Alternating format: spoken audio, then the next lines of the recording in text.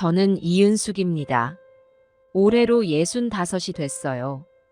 제 인생이 어떻게 흘러왔는지 들려드릴게요. 아마 많은 분들이 공감하실 거예요.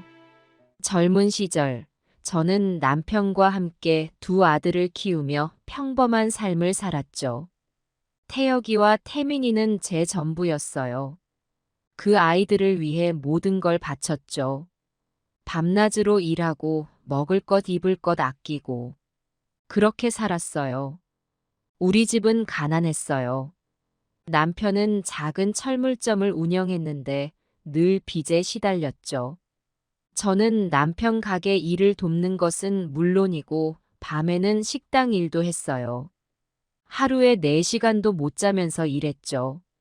손은 갈라지고 허리는 굽었지만 아이들 학원비를 벌 수 있다는 생각에 참았어요. 어느 날 큰아들 태혁이가 학교에서 울면서 돌아왔어요. 친구들이 낡은 교복을 보고 놀렸대요. 그날 밤 남편과 의논해서 적금을 깼어요. 다음 날 태혁이에게 새 교복을 사줬죠. 아들이 환하게 웃는 걸 보니 가슴이 뭉클했어요. 이렇게 살아야 하는구나 싶었죠. 작은 아들 태민이는 공부를 무척 좋아했어요. 하지만 비싼 참고서를 사줄 형편이 안 됐죠. 어느 날 태민이의 담임 선생님이 찾아오셨어요. 태민이가 영재예요. 잘 키우셔야 해요. 그 말씀에 결심했어요. 밤일을 하나 더 늘렸죠. 허리가 끊어질 것 같았지만 태민이에게 필요한 책을 사줄 수 있다는 생각에 힘이 났어요. 남편은 제가 너무 무리하는 걸 걱정했어요. 여보, 그만 쉬어. 애들이 다 알아서 크겠지. 그때마다 말했죠. 당신, 우리 애들 꼭 잘 되는 거 봐야 해. 그때 웃으면서 쉬어도 늦지 않아. 그렇게 하루하루를 버텼어요. 힘들 때마다 아이들의 웃는 얼굴을 떠올렸어요. 우리 태혁이, 태민이만 잘 되면 됐지. 그렇게 생각하며 살았죠. 지금 생각하면 무모했나 싶기도 해요. 하지만 그때는 정말 그 생각 하나로 버틸 수 있었어요. 세월이 흘러 자식들은 어느새 훌쩍 자랐어요. 태혁이는 대기업에 취직했고 태민이는 유명 연구소의 연구원이 됐죠. 그때 얼마나 뿌듯했는지 몰라요. 내 고생이 헛되지 않았구나 싶었죠. 태혁이가 첫 월급을 받아왔을 때가 기억나요. 제 생애 가장 행복한 날이었을 거예요. 온 가족이 함께 외식을 했어요. 비싼 한정식 집이었죠. 평생 처음 가봤어요. 태혁이가 엄마, 이제 제가 엄마 좋아하는 거 다 사드릴게요. 라고 말하는데 눈물이 났어요. 그동안의 고생이 주마등처럼 스쳐 지나갔죠. 태민이도 연구소에 들어가고 첫 논문을 발표했을 때 저한테 제일 먼저 전화해서 알려줬어요. 엄마, 내 이름으로 첫 논문 냈어요. 엄마 덕분이에요. 라고 하더라고요. 그 말을 들으니 가슴이 벅차올랐어요. 밤새 일하며 힘들었던 순간들이 주마등처럼 스쳐 지나갔죠. 내가 이러려고 그렇게 살았구나 싶었어요. 남편과 둘이서 막걸리를 마시며 밤새 울었어요. 기쁨의 눈물이었죠. 여보, 우리가 해냈어. 애들 잘 키웠어. 남편이 그러더라고요. 그날 밤 우리는 서로를 얼마나 꼭 껴안았는지 몰라요. 하지만 그 기쁨도 잠시. 자식들이 결혼하고 각자의 가정을 꾸리면서 저와의 거리는 점점 멀어져 갔어요. 처음에는 이해했어요. 새 살림 차리느라 바쁜 거지 하고요. 하지만 점점 연락이 뜸해지고 명절에 얼굴 보는 것도 힘들어졌어요. 태혁이는 회사 일로 바빠졌어요. 해외 출장도 잦아졌죠. 가끔 전화해도 엄마, 지금 회의 중이에요. 나중에 전화할게요. 라고 하고 끊어버리곤 했어요. 그 나중이 언제인지 모르겠더라고요. 태민이도 연구에 몰두하느라 연락이 뜸해졌어요. 한 번은 제가 근처에 볼 일이 있어서 찾아갔다가 연구실 앞에서 기다린 적이 있어요. 나오는 태민이를 보니 반가워서 달려갔죠. 그런데 태민이가 하는 말이 엄마 미리 연락하고 오지 그랬어요. 중요한 실험 중이었는데 그 말에 가슴이 철렁 내려앉더라고요.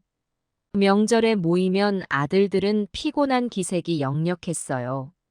며느리들은 서로 눈치를 보며 얼굴을 붉히곤 했죠. 나중에 알고 보니 제가 없을 때 서로 왜 이렇게 늦게 왔냐고 하면서 다투었대요. 그래도 전 괜찮다고 생각했어요. 자식 키우느라 다들 바쁜 거지 하고요. 하지만 마음 한구석이 계속 쓰리더라고요. 내가 뭘 잘못했나 하는 생각이 자꾸 들었어요. 밤마다 앨범을 보며 자식들이 어렸을 때를 떠올렸죠. 그때는 제가 세상의 전부인 것처럼 저를 바라보던 자식들의 눈빛이 그리웠어요. 이제 와 생각해보면 그때부터였던 것 같아요. 제 마음속에 작은 균열이 생기기 시작한 게. 하지만 그땐 몰랐어요. 앞으로 제 인생이 어떻게 바뀔지, 그리고 제가 어떤 선택을 하게 될지. 그땐 정말 상상도 못했어요. 그날은 평범한 아침으로 시작됐어요. 남편은 늘 그랬듯이 일찍 일어나 신문을 보고 있었죠. 저는 부엌에서 아침 준비를 하고 있었어요. 그때 쿵 하는 소리가 들렸어요. 놀라서 거실로 뛰어갔죠. 남편이 바닥에 쓰러져 있었어요. 얼굴이 새파랗게 변해 있었죠. 심장마비였어요. 구급차가 오는 동안 얼마나 울며 남편의 이름을 불렀는지 모르겠어요. 하지만 병원에 도착했을 때 이미 남편은 떠나고 없었어요. 세상이 무너지는 것 같았어요. 남편과 함께한 40년의 세월이 주마등처럼 스쳐 지나갔죠. 힘들 때마다 든든하게 저를 지켜준 남편, 자식들을 위해 평생 고생한 남편. 이제 그 사람이 없다고 생각하니 숨을 쉴 수가 없었어요. 장례식장에서 자식들을 기다렸어요. 태혁이와 태민이가 달려왔죠. 하지만 그들의 얼굴에서 슬픔보다는 당혹감이 더 크게 보였어요. 바쁜 일정을 갑자기 취소하고 온 탓이겠지. 그렇게 생각하며 스스로를 위로했어요. 장례를 치르는 3일 동안 저는 정신없이 바빴어요. 조문객들을 맞이하고 음식을 준비하고 그 와중에도 자꾸 뒤를 돌아봤어요. 늘 제 곁에서 모든 걸 도맡아 하던 남편의 모습을 찾게 되더라고요. 하지만 남편은 이제 없었죠. 장례를 마치고 집으로 돌아왔을 때 그제야 현실이 실감났어요. 텅 빈 집, 남편의 물건들. 모든 게 제 가슴을 옥죄어 왔어요. 자식들은 바쁘다며 급히 돌아갔고 저는 홀로 그 큰 집에 남겨졌어요. 밤이 되자 더욱 외로워졌어요. 남편과 함께 보낸 수많은 밤들이 떠올랐죠. 잠들기 전 나누던 소소한 대화들, 서로의 숨소리를 들으며 안심하고 잠들던 순간들. 이제 그런 날들은 다시 오지 않겠구나 싶어 눈물이 멈추질 않았어요. 다음 날 아침, 남편의 통장을 정리하러 은행에 갔어요. 그런데 놀라운 사실을 알게 됐죠. 남편이 꾸준히 적금을 부어왔더라고요. 저와 자식들을 위해서요. 통장 메모란에는 이렇게 적혀 있었어요. 은숙이의 행복한 노후를 위해. 그 순간 눈물이 멈추질 않았어요. 저를 위해 끝까지 사랑을 베풀어준 남편. 그동안 제가 얼마나 남편에게 소홀했는지 깨달았어요. 항상 자식들만 생각하며 살았던 제 모습이 부끄러워졌죠. 집에 돌아와 남편의 유품을 정리하기 시작했어요. 옷장 구석에서 낡은 수첩 하나를 발견했죠. 열어보니 남편이 매일 일기를 썼더라고요. 마지막 페이지에 이런 글이 있었어요. 은수가, 나는 행복한 사람이야. 당신과 함께한 시간들이 내 인생의 전부였어. 이제 내가 먼저 가게 될 것 같아. 미안해. 하지만 부탁이 있어. 이제는 당신 자신을 위해 살아줘. 그동안 자식들만 생각하며 살았잖아. 이젠 당신의 행복을 찾아줘. 그게 내 마지막 소원이야. 그 글을 읽는 순간 눈앞이 캄캄해졌어요. 그동안 제가 얼마나 남편을 소홀히 했는지, 얼마나 자식들에게만 매달려 살았는지 깨달았죠. 남편의 사랑을 미처 알아채지 못했던 제 자신이 원망스러웠어요. 며칠 동안 집안에 틀어박혀 울기만 했어요. 자식들은 가끔 전화로 안부를 물었지만 곧 자신들의 일상으로 돌아갔죠. 저는 점점 더 외로워졌어요. 그러던 어느 날이었어요. 남편과 자주 가던 동네 시장에 나갔어요. 장을 보고 집으로 돌아가는 길이었죠. 횡단보도를 건너려는 순간이었어요. 신호등이 파란불로 바뀌자 저는 천천히 걸음을 옮겼어요. 그때였어요. 귀가 찢어질 듯한 끼익 소리와 함께 세상이 빙글빙글 돌더니 모든 것이 어두워졌어요. 정신을 차렸을 때는 이미 병원 침대 위였죠. 나중에 알고 보니 신호를 위반한 차가 저를 들이받은 거예요. 다행히 목숨은 건졌지만 다리가 크게 다쳐서 걷기 힘들어졌어요. 의사 선생님 말씀으로는 재활 치료를 받으면 6개월 정도 후에는 걸을 수 있을 거라고 하더라고요. 병원에 누워 있으면서 자식들 얼굴이 보고 싶었어요. 하지만 그들은 바쁘다며 병문안 한 번 오지 않았어요. 대신 큰 아들 태혁이가 보낸 간병인이 저를 돌봐주고 있었죠. 어머니, 제가 직접 가고 싶지만 출장이 잡혀 있어서요. 간병인 아주머니가 잘 돌봐드릴 거예요. 전화로 들은 태혁이의 말에 가슴이 찢어지는 것 같았어요. 내 아들이, 내가 그토록 사랑하고 희생했던 아들이 이럴 줄은 몰랐어요. 작은 아들 태민이도 마찬가지였어요. 엄마 정말 미안해요. 지금 중요한 연구 과제가 있어서 빠질 수가 없어요. 곧 갈게요. 하지만 그게 언제인지 저는 알 수 없었어요. 병실에 누워 천장만 바라보며 지난 날들을 돌이켜봤어요. 자식들을 위해 모든 걸 바쳤던 나날들, 그들의 성공을 위해 제 꿈을 포기했던 순간들. 그런데 정작 제가 그들을 필요로 할 때 그들은 어디에 있는 걸까요?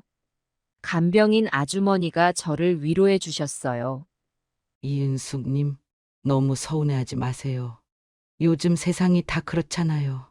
자식놈들 다 제 살기 바쁜 세상이에요. 그 말에 위안을 받으려 했지만 마음 한구석이 계속 아팠어요. 재활 치료는 생각보다 힘들었어요. 하루하루가 고통의 연속이었죠. 하지만 저는 포기하지 않았어요. 내 힘으로 일어나야 해. 더 이상 누구에게도 의지하지 말자고 다짐했어요.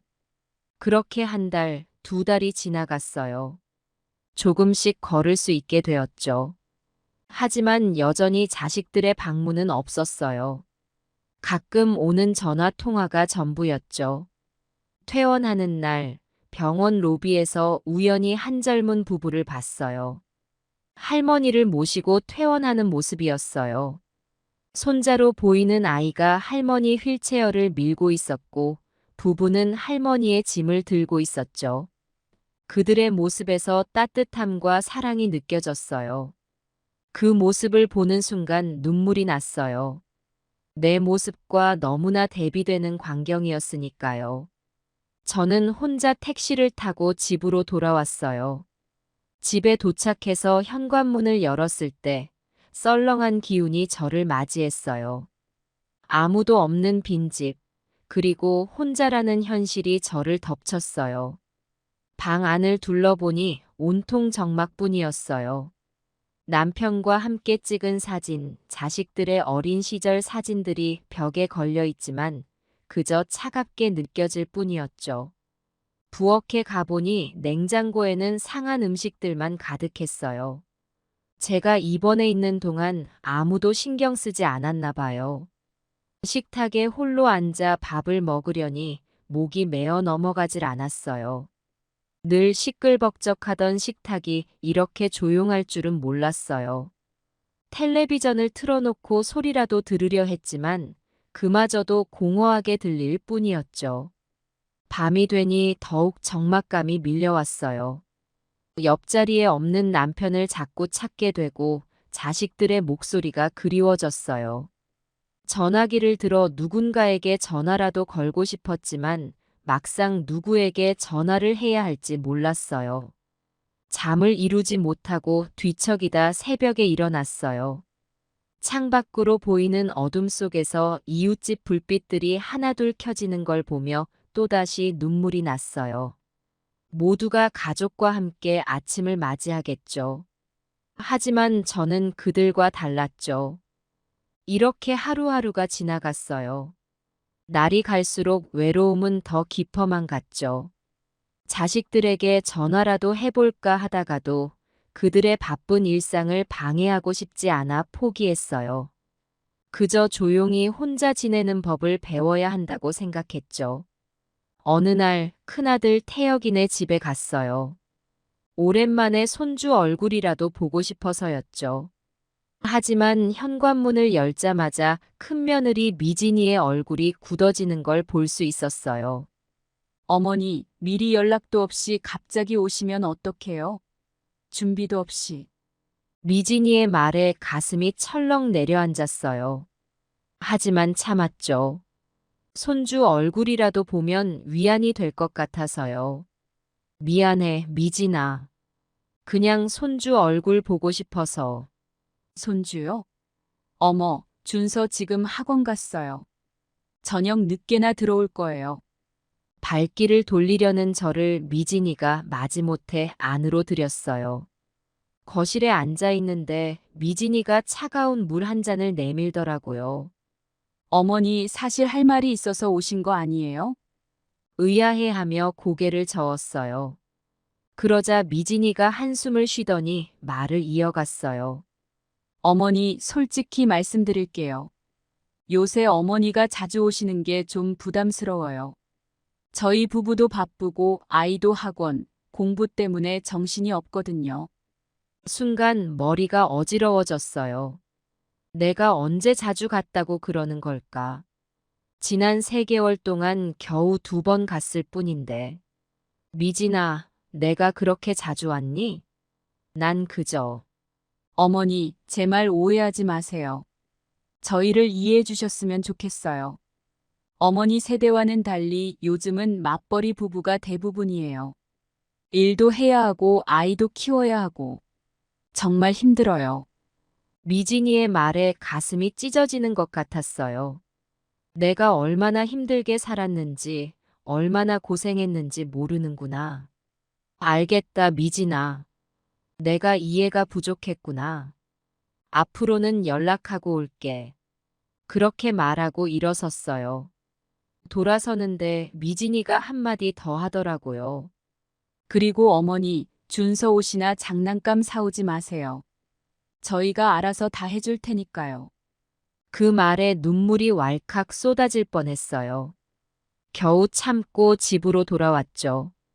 다음 날 저는 작은 아들 태민이네로 향했어요. 큰 며느리와의 일을 겪고 나니 작은 며느리 수진이라도 반갑게 맞아줬으면 하는 마음이었죠. 하지만 태민이네 집 앞에 도착하니 수진이가 현관 앞에서 팔짱을 끼고 서 있더라고요. 어머니, 왜 오셨어요? 무슨 일 있으세요? 수진이의 차가운 목소리에 놀랐어요. 하지만 애써 미소를 지으며 대답했죠. 아니, 그냥 지나가다 들렀어. 우리 민지 보고 싶어서. 민지요? 민지 지금 피아노 학원 갔어요. 어머니, 제가 문자로 보냈잖아요. 앞으로 연락 없이 오지 말라고요. 그 말에 당황스러웠어요. 문자를 받은 적이 없었거든요. 수진아, 나 그런 문자 못 받았어. 미안해. 내가 실수했나 보네. 수진이가 한숨을 쉬더니 말했어요. 어머니, 이제 그만하세요. 저희 가정을 존중해 주셨으면 좋겠어요. 저희도 어머니를 존중하잖아요. 존중이라고? 내가 뭘 잘못했니? 어머니, 솔직히 말씀드릴게요. 어머니가 자꾸 저희 살림에 간섭하시는 게 불편해요. 음식이 짜다. 민지 옷이 얇다. 그런 말씀 들을 때마다 스트레스 받아요. 순간 화가 치밀어 올랐어요. 내가 걱정돼서 하는 말을 간섭이라고? 너희들 어릴 때는 내 말이 최고였는데 이제는 듣기 싫은가 보구나. 수진이의 얼굴도 붉어졌어요. 어머니, 그때와 지금은 달라요. 저희도 다 컸고, 제 나름의 육아 방식이 있어요. 어머니 방식이 옳다고 생각하시겠지만, 시대가 많이 변했어요. 말다툼이 오고 갔어요. 서로 할 말을 다 하고 나니 깊은 한숨만 남더라고요. 수진아, 내가 너무했구나. 미안해. 앞으로는 조심할게. 저도 죄송해요, 어머니. 하지만 정말 저희 가정을 존중해 주셨으면 좋겠어요. 그래, 알았다.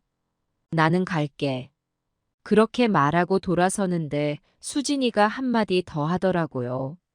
그리고 어머니, 민지한테 옛날 얘기 그만해 주세요. 할머니 어렸을 때는 이랬다 저랬다. 그런 얘기 들으면 민지가 혼란스러워해요. 그 말에 가슴이 찢어지는 것 같았어요. 내 삶의 이야기, 내 경험이 손주에게 아무 의미 없는 것처럼 느껴져서 집으로 돌아오는 길 머릿속이 복잡했어요. 내가 정말 그렇게 나쁜 시어머니였나? 내 마음을 왜 몰라주는 걸까? 문득 예전에 내 시어머니와의 관계가 떠올랐어요. 그때 나도 시어머니를 이해하지 못했었지. 하지만 이렇게까지 냉담하진 않았는데. 집에 도착해서 거울을 봤어요. 주름진 얼굴, 흰머리. 언제부터 내가 이렇게 늙어버렸을까? 자식들 키우느라 정신없이 살다 보니 어느새 나도 모르게 나이 들어버린 거예요. 며느리들과의 다툼을 겪고 나니 세상이 참 많이 변했다는 걸 실감했어요. 내가 살아온 방식, 내가 옳다고 믿었던 것들이 이제는 통하지 않는 세상이 된 거죠. 이제 어떻게 살아가야 할지 막막해졌어요. 자식들을 위해 평생을 바쳤는데 이제는 그 자식들의 가정에서조차 환영받지 못하는 존재가 되어버렸으니까요. 며느리들과의 다툼 이후 저는 점점 더 깊은 우울 속으로 빠져들기 시작했어요. 처음에는 그저 기분이 좋지 않은 정도였죠. 하지만 시간이 지날수록 그 감정은 더욱 짙어져 갔어요. 아침에 일어나는 것조차 힘들어졌어요. 이불 속에 누워 있으면 세상과 단절된 것 같아 마음이 편해졌죠. 하루 종일 침대에서 나오지 않는 날도 많아졌어요. 왜 살아야 하는지, 무엇을 위해 살아야 하는지 의문이 들기 시작했어요. 식욕도 없어졌어요. 예전에는 요리하는 것을 좋아했는데 이제는 부엌에 들어가는 것조차 힘들어졌죠. 냉장고에는 상한 음식들만 가득했어요.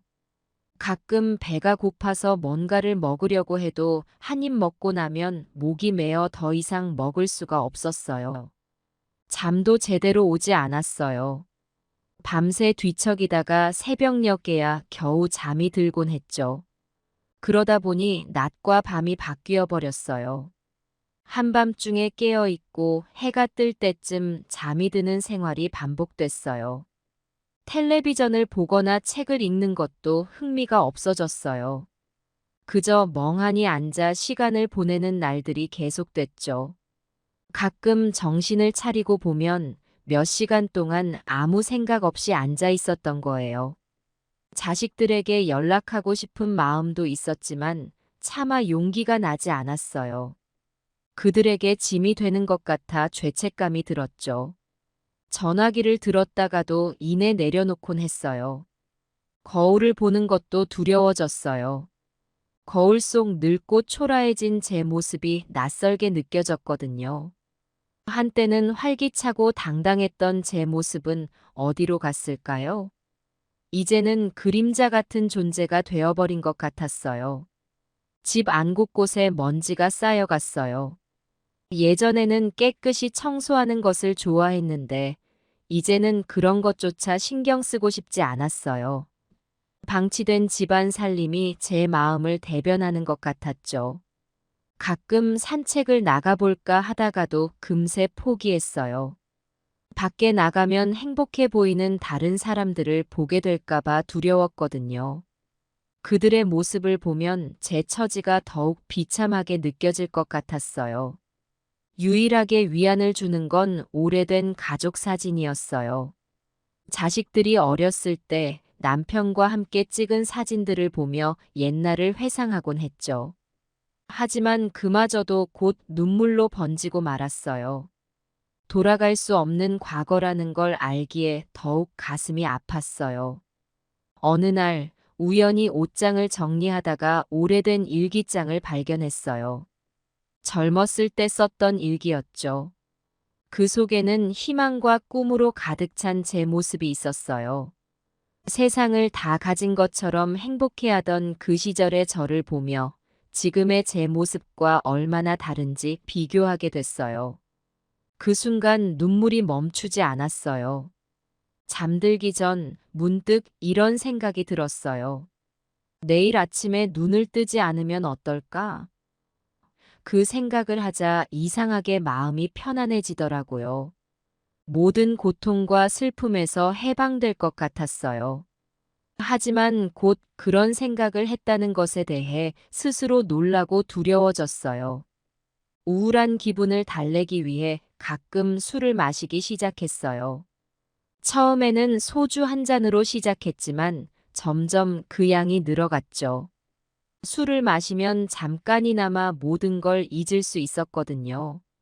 하지만 숙취로 깨어날 때면 더 큰 공허함이 저를 덮쳤어요. 몸도 점점 약해져 갔어요. 식사를 제대로 하지 않다 보니 체중이 급격히 줄었고 어지러움도 자주 느꼈어요. 하지만 병원에 갈 엄두도 나지 않았어요. 누군가에게 의지하고 싶지 않았거든요. 가끔 옛 친구들에게서 연락이 왔어요. 하지만 그들의 연락을 받는 것조차 부담스러웠어요. 그들과 이야기를 나누면 제 처지가 더욱 초라하게 느껴질 것 같았거든요. 그래서 점점 사람들과의 연락을 끊어갔어요. 집 안에 혼자 있으면 이상한 생각들이 떠올랐어요. 내가 사라지면 누가 찾을까?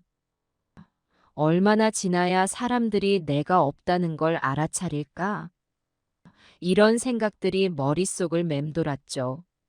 그리고 그 답을 생각할 때마다 가슴이 더욱 아파왔어요.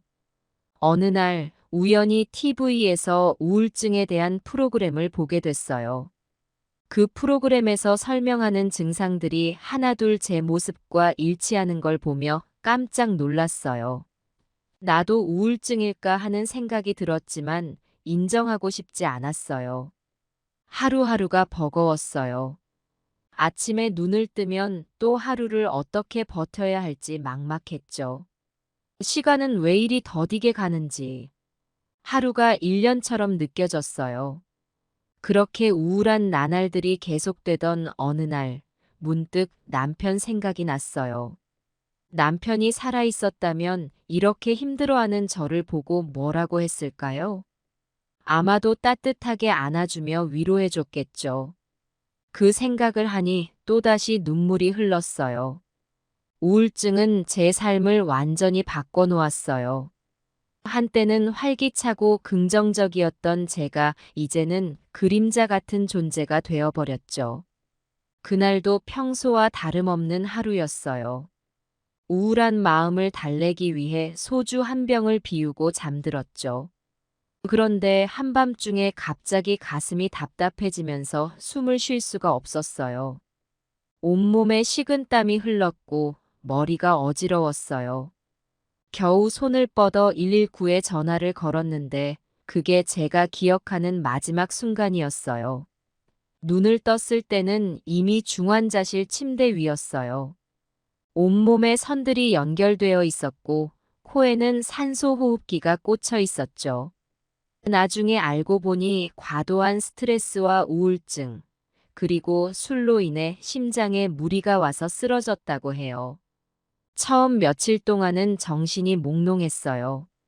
간호사들이 오가며 체크를 하고 의사 선생님이 와서 상태를 확인하고 그런 일상이 반복됐죠.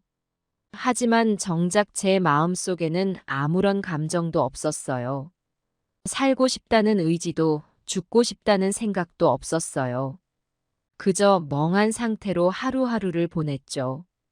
그러다 문득 이런 생각이 들었어요. 내가 여기서 죽으면 누가 알아줄까? 자식들은 바쁘다는 핑계로 병문안 한 번 오지 않았어요. 제 상태를 물어보는 전화 한 통 없었죠. 간호사 말로는 제 보호자 연락처로 연락을 했지만 아무도 받지 않았다고 해요. 그 순간 깨달았어요. 내가 얼마나 외롭고 쓸쓸한 삶을 살아왔는지를.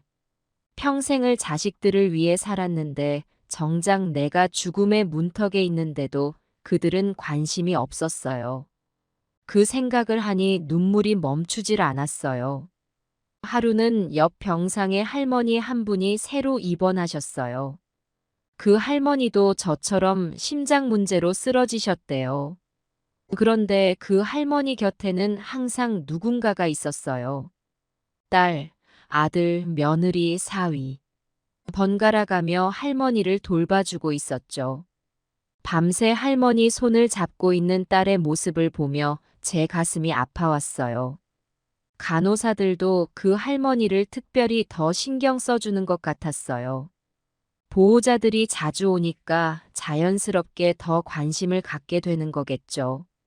반면 저는 찾아오는 사람 하나 없는 외로운 환자일 뿐이었어요. 어느 날 밤 갑자기 그 할머니의 상태가 나빠졌어요. 의료진들이 분주하게 움직이고 보호자들이 울면서 할머니를 부르는 소리가 들렸어요. 다행히 할머니는 위기를 넘기셨지만 그날 밤 일은 저에게 큰 충격을 주었어요. 나도 저렇게 위험한 순간이 올 수 있겠구나. 그런 생각이 들자 두려움이 밀려왔어요. 하지만 동시에 또 다른 생각도 들었어요. 그래도 저 할머니는 행복하겠다. 곁에서 자신을 걱정해주는 가족들이 있으니. 그 순간 제 인생을 되돌아보게 됐어요. 젊은 시절부터 오직 가족을 위해 살아왔던 나날들. 그 과정에서 저 자신을 완전히 잃어버렸다는 걸 깨달았어요. 자식들을 위해 모든 걸 희생했지만 정작 그들에게 저는 그저 부담스러운 존재가 되어버렸죠. 문득 의문이 들었어요. 과연 이게 옳은 삶이었을까? 자식들을 위해 사는 것이 어머니의 도리라고 생각했는데 그 과정에서 제 자신의 행복은 완전히 잃어버렸더라고요. 이제야 깨달았어요. 나 자신을 사랑하고 돌보는 것도 중요하다는 걸요. 중환자실에서의 시간은 고통스러웠지만 동시에 많은 것을 깨닫게 해주었어요. 삶과 죽음의 경계에서 제 인생을 돌아보니 그동안 얼마나 잘못된 방향으로 살아왔는지 알 수 있었죠. 간호사들의 따뜻한 보살핌을 받으며 사람의 온기가 얼마나 중요한지도 느꼈어요. 가족이 아니어도 누군가의 관심과 배려가 큰 위로가 된다는 걸 알게 됐죠. 그리고 그동안 제가 얼마나 그런 관심과 배려를 갈구하고 있었는지도 깨달았어요. 중환자실에서 보낸 2주 동안 저는 조금씩 변화하기 시작했어요. 처음에는 그저 죽고 싶다는 생각뿐이었는데 점차 살아야겠다는 의지가 생겼어요. 그것도 더 이상 자식들을 위해서가 아니라 오직 저 자신을 위해서요. 퇴원하는 날 의사 선생님께서 말씀하셨어요. 이은숙 씨, 이번 일을 계기로 새로운 삶을 사세요. 아직 늦지 않았습니다. 그 말씀이 제 가슴에 깊이 박혔어요. 집으로 돌아오는 택시 안에서 창밖을 바라보며 생각했어요. 이제부터 나를 위해 살자. 내가 행복해야 다른 사람도 행복하게 해줄 수 있어. 그 순간 오랜만에 제 입가에 미소가 번졌어요. 집에 도착해서 현관문을 열었을 때 썰렁한 기운이 저를 맞이했어요. 하지만 이번에는 달랐어요. 이 집을 새롭게 꾸며야겠다는 생각이 들었거든요. 저를 위한 공간으로 만들어야겠다고 다짐했어요. 그날 밤 오랜만에 일기를 썼어요. 오늘부터 새로운 인생을 시작한다. 더 이상 과거에 얽매이지 않을 것이다. 나를 사랑하고 나를 위해 살아갈 것이다. 그리고 언젠가 자식들과도 새로운 관계를 만들어갈 수 있기를 희망한다. 중환자실에서의 경험은 저에게 큰 전환점이 되었어요. 이제야 비로소 진정한 삶의 의미를 깨달은 거죠. 그 깨달음을 안고 저는 오래전부터 관심 있었던 그림 그리기를 시작하기로 했어요. 처음에는 어디서부터 시작해야 할지 몰라 막막했어요. 그러다 동네 문화센터에서 수채화 강좌를 한다는 걸 알게 됐죠. 망설이다가 용기를 내어 등록했어요. 첫 수업날 떨리는 마음으로 교실에 들어섰죠. 여러분, 나이는 중요하지 않아요. 그림은 마음으로 그리는 거예요. 강사 선생님의 말씀에 용기를 얻었어요. 처음 붓을 잡았을 때는 어색하기만 했지만 점차 물감과 물이 만나 종이 위에서 어우러지는 모습에 매료되었어요. 매주 수업을 들으며 조금씩 실력이 늘어갔어요. 집에 돌아와서도 연습을 게을리하지 않았죠. 창밖의 나무, 꽃, 하늘. 일상의 모든 것이 그림의 소재가 되었어요. 그림을 그리는 동안에는 모든 걱정을 잊을 수 있었죠.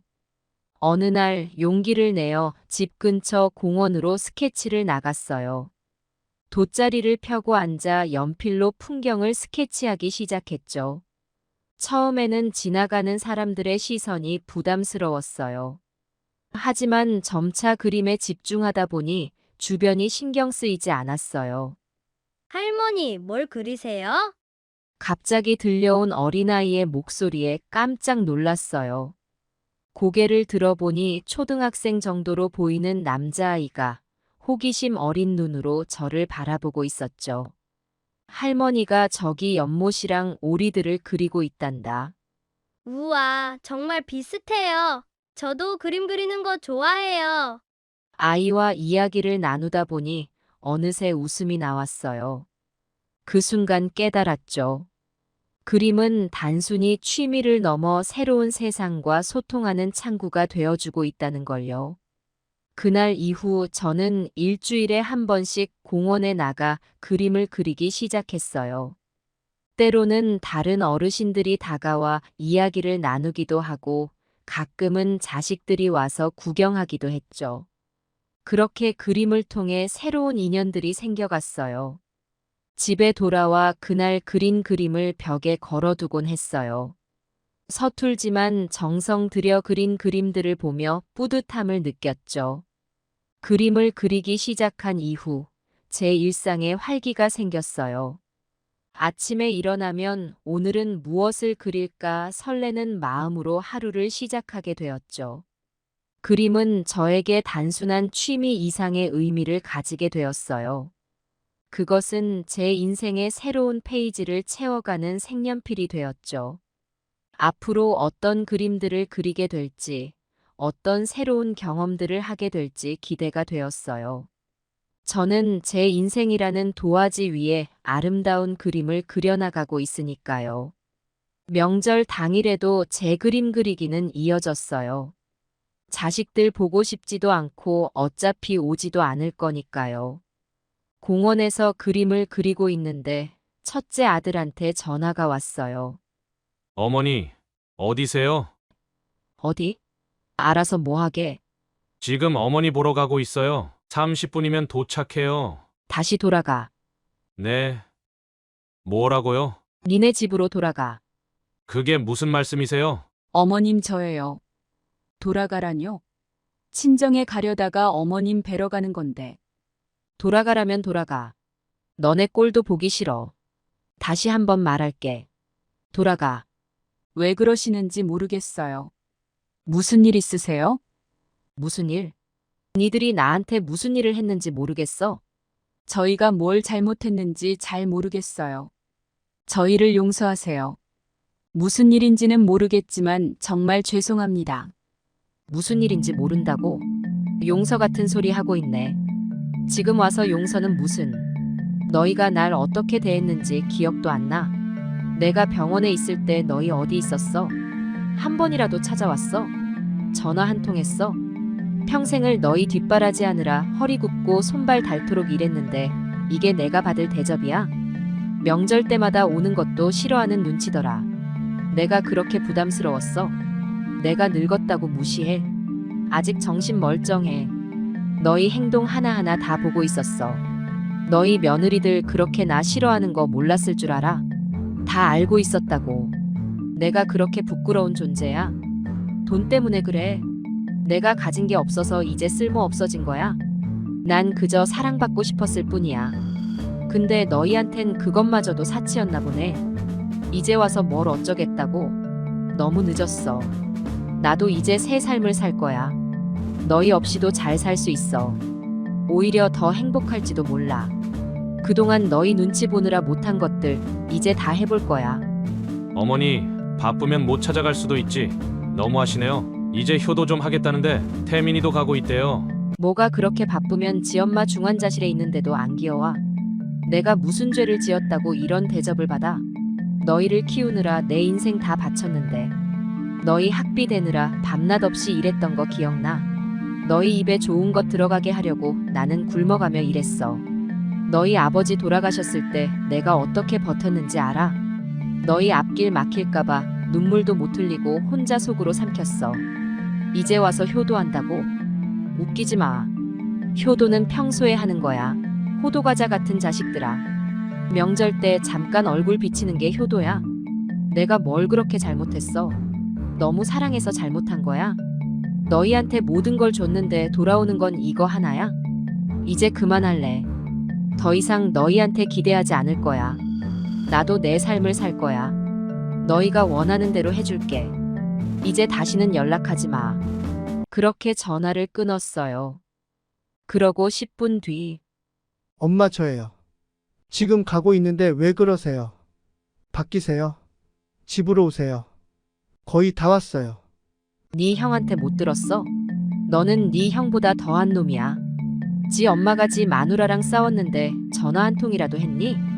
결혼도 어디서 그런 못돼 처먹은 여자랑 해가지고는. 그 여자 때문에 너까지 이렇게 변했어. 내가 너 키우느라 고생한 거 다 잊었어? 너 어릴 때 아프다고 밤새 끓여준 미역국은 기억도 안 나? 너 좋다고 학원비에 과외비에 내 월급 다 털어넣은 거 까맣게 잊었어? 네가 대학 붙고 연구원으로 일하게 돼서 내가 얼마나 기뻐했는지 알아? 그때 난 세상을 다 가진 것 같았어.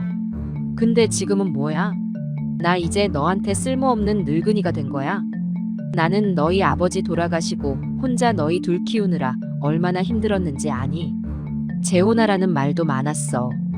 근데 왜 안 했게? 다 너희 때문이야. 근데 이게 내가 받을 대접이야? 네 마누라들 눈치 보느라 나는 안중에도 없어. 그래놓고 이제 와서 뭘 어쩌겠다고? 늦었어. 엄마. 그래도 왔으니까 사과드릴 기회 한 번만 주세요. 기회 같은 소리 하고 있네. 내가 너한테 선택권을 줄게. 1번 돌아간다. 2번 꺼진다. 둘 중에 하나 해. 전화 끊어. 못된 자식들아. 그렇게 전화를 끊고 저는 한숨을 쉬었어요. 가슴이 너무 아팠지만 동시에 홀가분한 기분도 들었어요. 오랫동안 참아왔던 감정들을 모두 쏟아냈으니까요. 창밖을 바라보니 노을이 지고 있었어요. 문득 이제부터 제 인생의 새로운 장이 시작되는 것 같다는 생각이 들었어요. 자식들에 대한 미련과 그리움이 완전히 사라진 건 아니에요. 하지만 이제는 제 삶에 집중하기로 했어요. 그동안 자식들 때문에 미뤄두었던 것들을 하나씩 해나가려고요. 휴대폰을 꺼두고 책장에서 오래된 여행 책자를 꺼냈어요. 젊었을 때 가보고 싶었던 곳들을 하나하나 살펴보며 계획을 세우기 시작했죠. 이제부터 나 자신을 위해 살아야겠어. 그렇게 다짐하며 새로운 시작을 향한 첫 발걸음을 내딛었어요. 저는 곧바로 강원도로 떠났어요. 먼저 설악산을 갔어요. 오랜만에 여행이라 설레는 마음을 안고 버스에 올랐죠. 창밖으로 스쳐 지나가는 풍경을 보며 깊은 생각에 잠겼어요. 설악산에 도착하자마자 맑은 공기가 저를 반겼어요. 도시에서는 느낄 수 없었던 상쾌함이 온몸을 감쌌죠. 숙소에 짐을 풀고 바로 등산을 시작했어요. 처음에는 다리에 힘이 들어가지 않아 힘들었지만 조금씩 걸어갈수록 몸이 적응되는 걸 느꼈어요. 울창한 나무들 사이로 비치는 햇살, 바위에서 흐르는 맑은 물소리, 새들의 지저귐. 자연의 소리에 귀 기울이니 마음이 편안해졌어요. 자식들과의 갈등, 그동안의 스트레스가 조금씩 녹아내리는 것 같았죠. 중간중간 쉬어가며 산을 오르다 보니 어느새 정상에 도착했어요. 탁 트인 전망에 저도 모르게 탄성이 나왔어요. 구름 위로 펼쳐진 산봉우리들을 보니 가슴이 벅차올랐죠. 그 순간 깨달았어요. 제가 얼마나 좁은 세상에서 살아왔는지를요. 정상에서 도시락을 먹으며 주변 사람들과 이야기를 나눴어요. 저와 비슷한 나이대의 여행객들도 많았어요. 그들과 대화를 나누며 제가 혼자가 아니라는 걸 느꼈죠. 모두가 각자의 사연을 안고 이곳에 왔지만 그 순간만큼은 모두가 행복해 보였어요. 하산길에 우연히 만난 할머니와 함께 걸었어요. 그분은 80세가 넘으셨지만 아직도 매년 설악산을 오르신다고 하더라고요. 나이는 숫자에 불과해요. 하고 싶은 일을 할 때가 가장 행복한 법이죠. 그 말씀이 제 가슴에 깊이 와닿았어요. 숙소로 돌아와 따뜻한 물에 몸을 담그니 온종일 쌓였던 피로가 풀렸어요. 창밖으로 보이는 별들을 보며 생각에 잠겼죠. 제 인생에서 이렇게 고요하고 평화로운 순간이 있었나 싶었어요. 다음 날 저는 해변으로 향했어요. 끝없이 펼쳐진 바다를 보며 걸었죠. 파도 소리를 들으며 천천히 걷다 보니 마음이 차분해졌어요. 모래사장에 앉아 일출을 바라보는데 문득 눈물이 났어요. 그동안 얼마나 많은 것들을 놓치고 살았는지 깨달았거든요. 해변 근처 포장마차에서 오징어 순대를 사 먹었어요. 젊었을 때 자주 먹던 맛이 그대로더라고요. 그 맛을 느끼며 옛 추억들이 하나둘 떠올랐어요. 남편과 함께했던 시간들, 자식들이 어렸을 때의 모습들. 그 모든 것들이 제 인생의 일부였다는 걸 새삼 느꼈어요. 여행을 하면서 많은 것을 깨달았어요. 제가 얼마나 좁은 세상에서 살아왔는지, 얼마나 많은 것들을 포기하고 살았는지를요. 하지만 동시에 앞으로 제가 할 수 있는 것들이 얼마나 많은지도 알게 됐어요. 설악산의 정기를 받으며 앞으로의 인생에 대해 생각해 봤어요. 더 이상 누군가를 위해 희생하는 삶이 아닌 저 자신을 위한 삶을 살기로 했어요. 새로운 취미를 가져볼까, 봉사활동을 해볼까, 아니면 외국어를 배워볼까. 가능성은 무궁무진해 보였어요. 강원도에서의 시간은 짧았지만 제 인생의 큰 전환점이 되었어요. 자연 속에서 저를 돌아보며 새로운 에너지를 얻었죠. 이제는 두려움 없이 새로운 도전을 할 수 있을 것 같아요. 집으로 돌아가는 버스 안에서 창밖을 바라보며 생각했어요. 이제부터 시작이야. 나의 진짜 인생이 이제부터 시작되는 거야. 그렇게 마음먹으니 가슴이 벅차오르더라고요. 앞으로 어떤 일들이 기다리고 있을지 모르겠어요. 하지만 한 가지 확실한 건 더 이상 누군가의 엄마나 할머니가 아닌 이은숙으로 살아갈 거예요. 나를 사랑하고 나를 위해 살아가는 새로운 인생을 시작할 거예요. 그리고 그 여정이 기대되고 설레요. 강원도 여행을 마치고 집으로 돌아왔어요. 고요한 집 안에서 지난 일들을 돌아보니 복잡한 감정이 밀려왔어요. 자식들과 연을 끊는 건 결코 쉬운 결정이 아니었어요. 평생을 바쳐 키운 자식들인데. 하지만 지금은 이게 옳은 선택이었다고 믿어요. 그들에게 매달리며 살았던 지난 날들이 얼마나 힘들었는지 이제야 깨닫게 됐거든요. 물론 가끔은 보고 싶기도 해요. 특히 밤에 혼자 있을 때면 더 그래요. 옛날 사진을 보면서 눈물을 흘릴 때도 있어요. 하지만 그럴 때마다 제 자신을 다잡아요. 이은숙, 이제 너 자신을 위해 살 때야 하고요. 자식들을 원망하진 않아요. 그저 서로 다른 삶을 살기로 한 거죠. 그들도 언젠가는 이해해 줄 거라 믿어요. 어쩌면 이렇게 떨어져 있는 게 서로에게 더 좋을지도 모르겠어요. 시간이 지나면 우리 모두 더 성장할 수 있을 거예요. 이 결정을 내리기까지 정말 많은 고민을 했어요. 밤잠을 설치기도 했고, 때로는 제 자신을 의심하기도 했죠. 하지만 결국 이게 저에게도 자식들에게도 최선의 선택이라고 결론 내렸어요. 지금도 가끔 마음이 흔들릴 때가 있어요. 길거리에서 손주와 함께 걸어가는 할머니를 보면 가슴이 아파오죠. 하지만 그때마다 제 자신에게 묻습니다. 정말 그렇게 살고 싶었니? 그러면 답은 항상 아니에요. 이 사연을 보시는 분들은 어떻게 생각하실지 궁금해요. 혹시 저를 이기적이라고 생각하실까요? 아니면 이해해 주실까요? 같은 상황에 처한 분들이 계시다면 어떤 선택을 하실지도 궁금하고요. 어떤 분들은 제가 너무 극단적인 선택을 했다고 생각하실 수도 있어요. 하지만 저는 이렇게라도 하지 않으면 계속 자식들에게 매달려 살았을 거예요. 그건 저에게도 자식들에게도 좋지 않았을 거라고 믿어요. 또 어떤 분들은 제 용기를 응원해 주실 수도 있겠죠.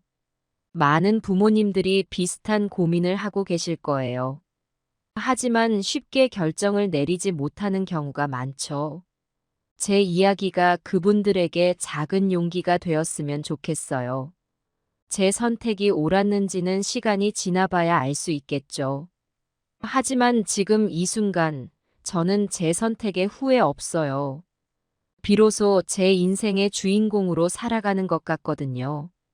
처음에는 두렵기도 했어요. 혼자 살아갈 수 있을까, 외롭지는 않을까 하는 걱정이 들었죠. 하지만 시간이 지날수록 그런 걱정은 사라져 갔어요. 오히려 새로운 가능성에 대한 기대감으로 가득 차게 됐어요. 이제는 매일 아침 설레는 마음으로 눈을 떠요. 오늘은 어떤 새로운 경험을 하게 될까 기대하면서요. 전에는 상상도 못했던 일이에요. 자식들을 위해 살던 때는 항상 피곤하고 지쳐 있었거든요.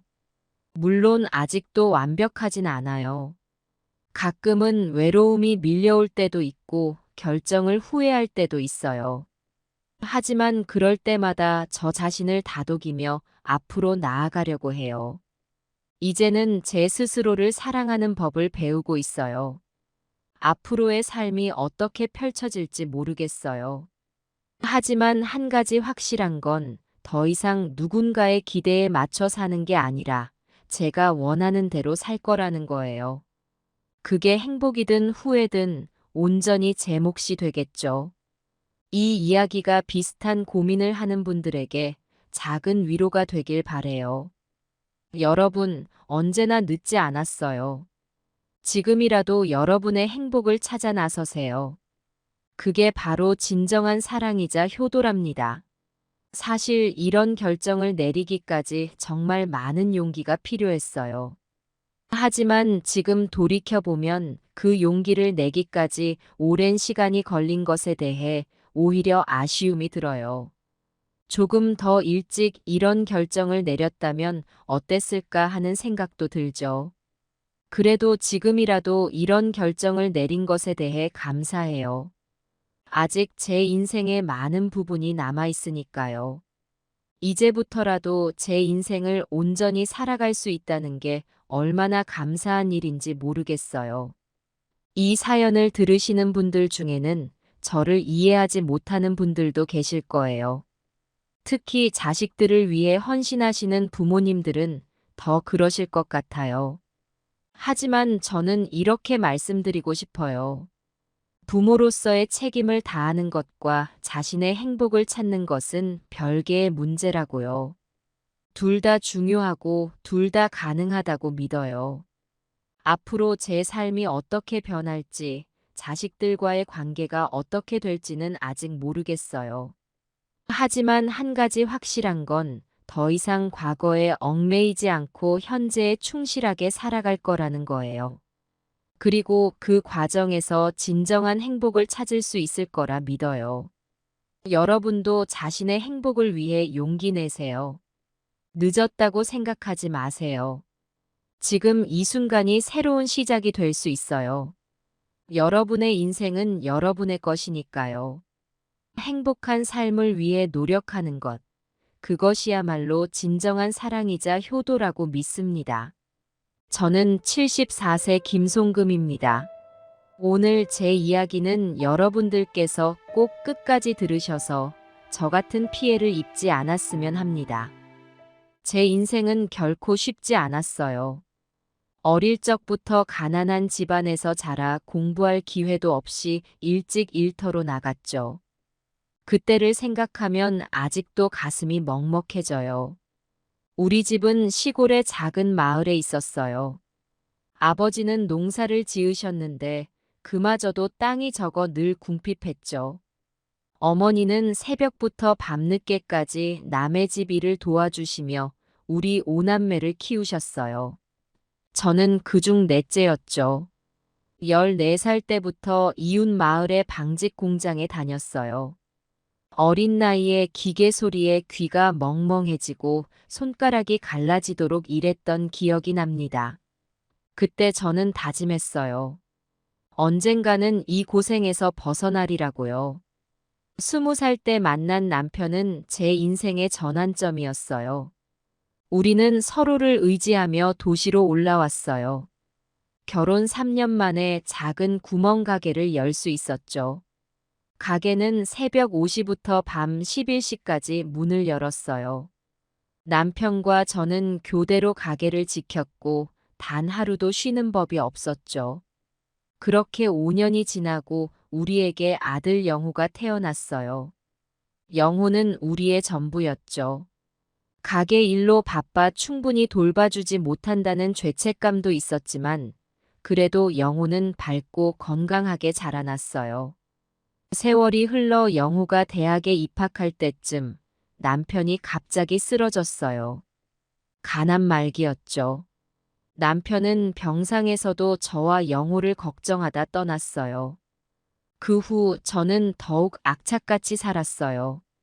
가게를 정리하고 작은 분식집을 열었죠.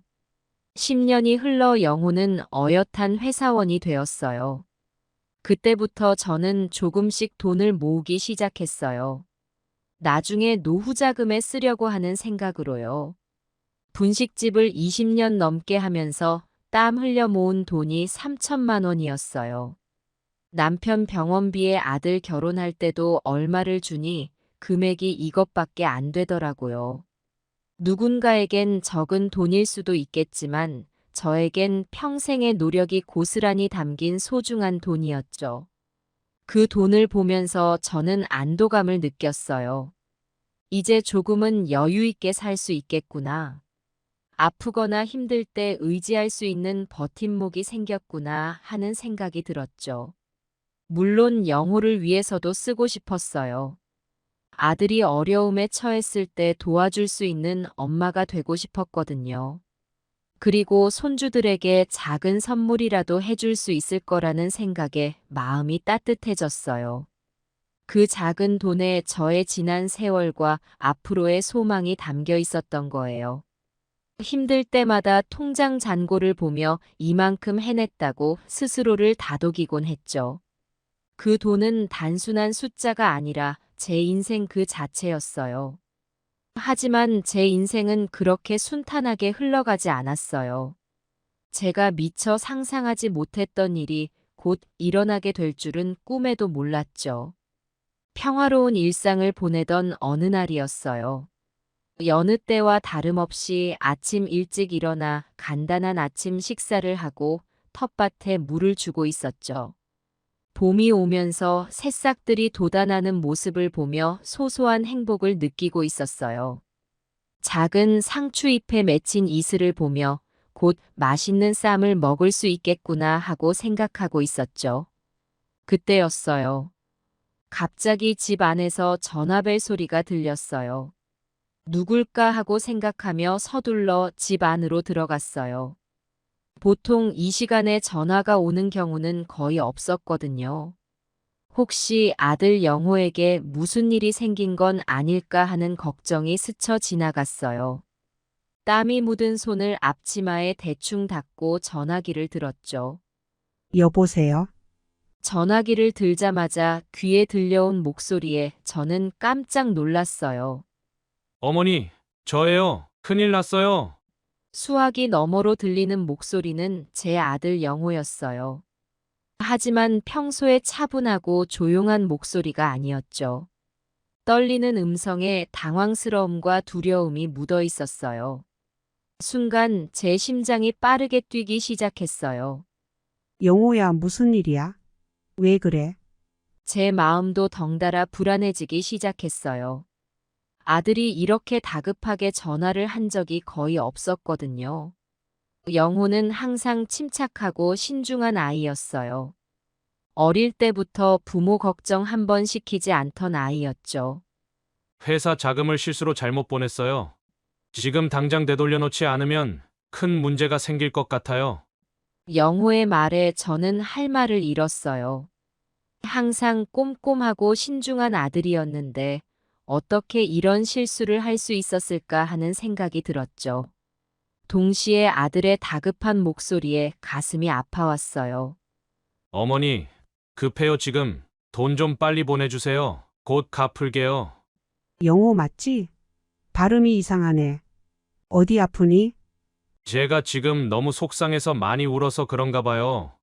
얼마나 큰 돈인데? 어떻게 된 거야? 제 질문에 영호는 더욱 다급한 목소리로 대답했어요. 3천만 원이에요. 어머니, 제발 3천만 원만 빨리 보내주세요. 정말 죄송해요. 어머니, 하지만 지금 당장 이 돈이 필요해요. 제 잘못으로 회사에 큰 손해를 끼칠 수는 없어요. 3천만 원. 그 숫자를 듣는 순간 제 머릿속이 하얘졌어요. 제가 평생을 모아온 돈이었죠. 하지만 동시에 아들을 위해 모아둔 돈이기도 했어요. 잠시 망설였지만 아들의 다급한 목소리를 들으니 더 이상 생각할 겨를이 없었어요. 제 아들이 어려움에 처했는데 어떻게 도와주지 않을 수 있겠어요? 알았어, 영호야. 걱정하지 마. 엄마가 지금 바로 은행에 가서 보내줄게. 정말 감사합니다. 어머니, 빨리 갚을게요. 계좌는 문자로 넣어드릴게요. 회사에서 급한 일이 있어서 전화는 나중에 다시 드릴게요. 영호의 말이 끝나기가 무섭게 전화가 끊겼어요. 저는 잠시 그 자리에 멍하니 서 있었어요. 방금 일어난 일이 믿기지 않았거든요. 하지만 시간이 없었어요. 서둘러 옷을 갈아입고 통장과 도장을 챙겼죠. 서랍을 뒤지면서 손이 떨리는 걸 느꼈어요. 진정해, 송금아. 아들을 위해서야. 라고 스스로를 다독였죠. 집을 나서는 순간 문득 불안한 생각이 들었어요. 이렇게 급하게 큰 돈을 보내는 게 맞는 걸까? 하지만 곧바로 그 생각을 떨쳐냈어요. 아들을 믿지 못하면 누굴 믿겠어. 영호가 정말 어려운 상황에 처했나 보네. 버스를 타고 은행으로 향하는 동안 제 마음은 복잡했어요. 한편으로는 아들이 걱정됐고, 다른 한편으로는 평생 모아온 돈을 한 번에 보낸다는 것에 대한 두려움도 있었죠. 버스 창밖으로 스쳐 지나가는 풍경을 보며 생각에 잠겼어요.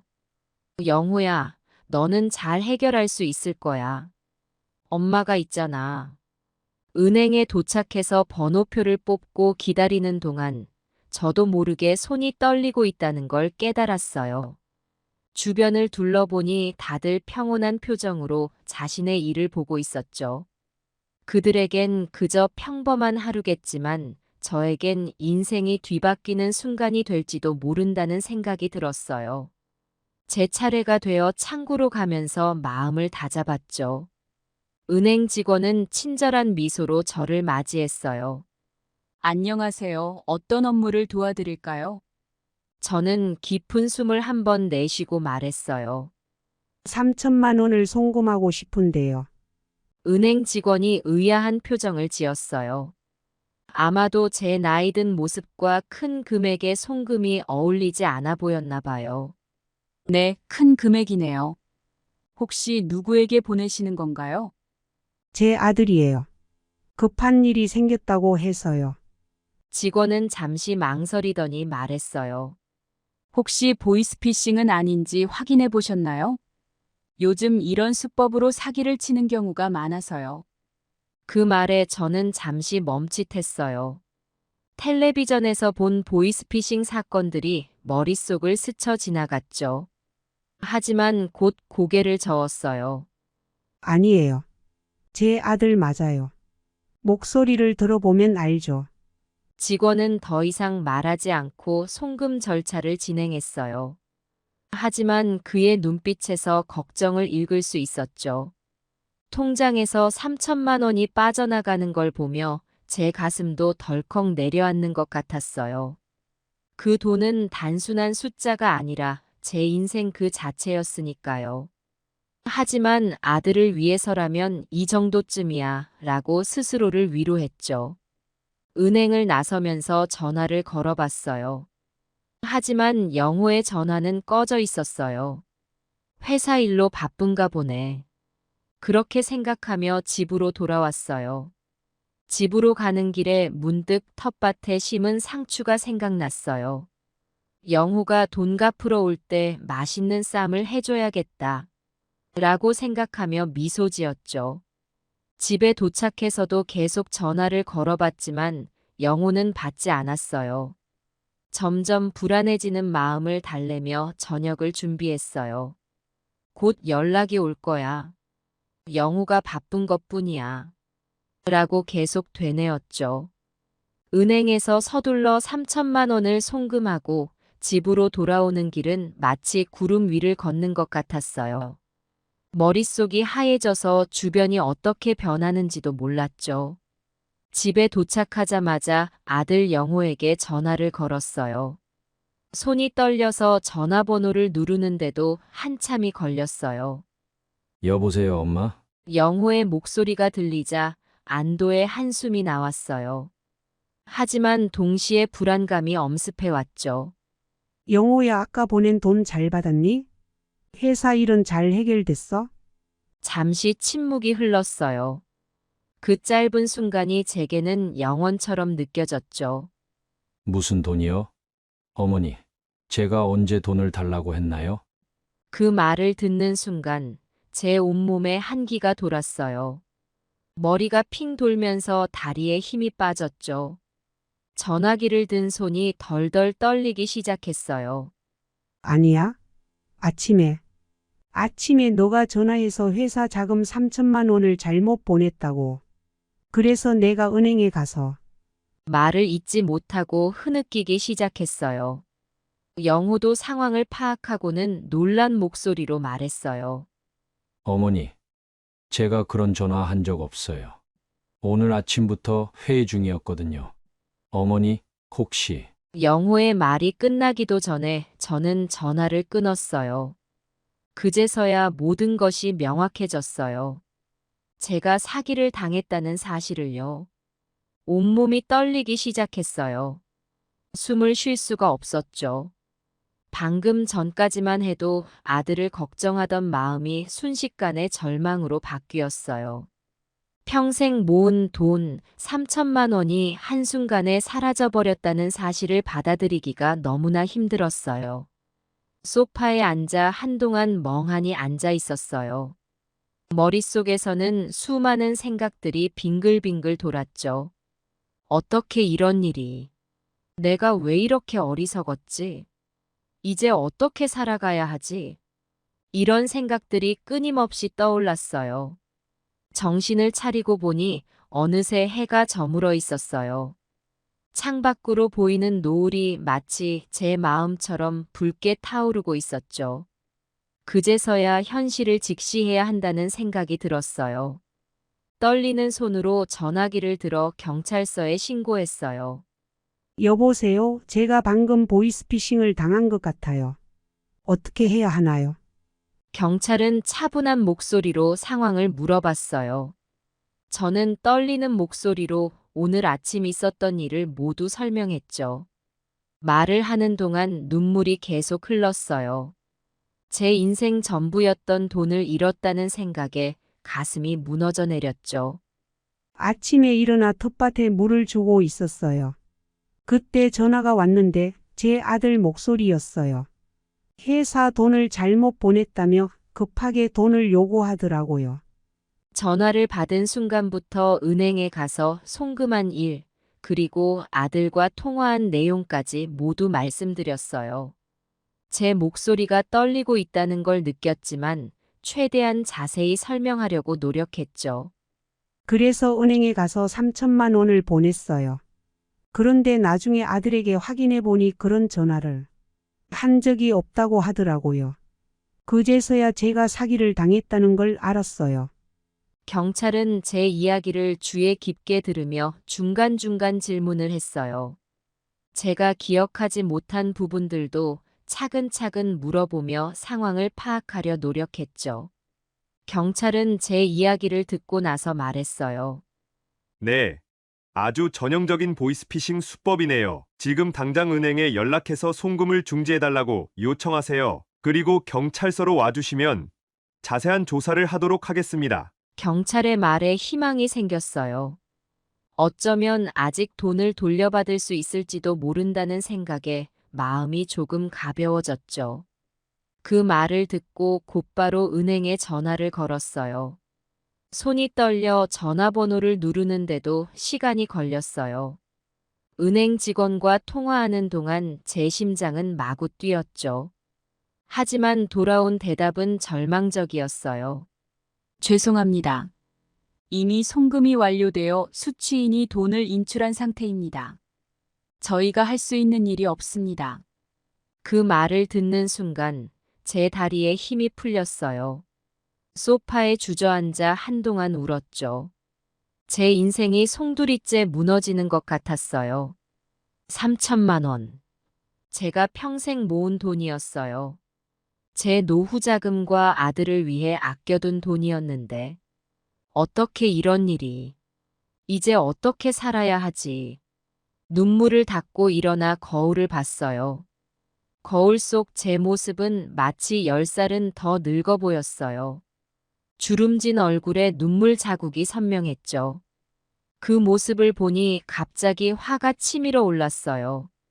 이대로 주저앉을 순 없어. 이대로 포기할 순 없어. 내 돈을 꼭 찾고 말 거야. 한참을 울고 나서 겨우 정신을 차리고 경찰서로 향했어요. 가는 길에 마주치는 사람들의 표정이 모두 행복해 보였어요. 그들의 모습을 보며 제 처지가 더욱 비참하게 느껴졌죠. 하지만 동시에 더 강한 의지가 생겼어요. 꼭 범인을 잡고 제 돈을 되찾겠다는 결심이 섰죠. 경찰서에 도착해서 담당 형사를 만났어요. 형사는 제 진술을 꼼꼼히 들은 뒤 말했어요. 할머니, 정말 안타까운 일이네요. 하지만 솔직히 말씀드리면 돈을 돌려받기는 굉장히 어려울 겁니다. 이미 송금이 완료된 상태라 돌려받기 어렵습니다.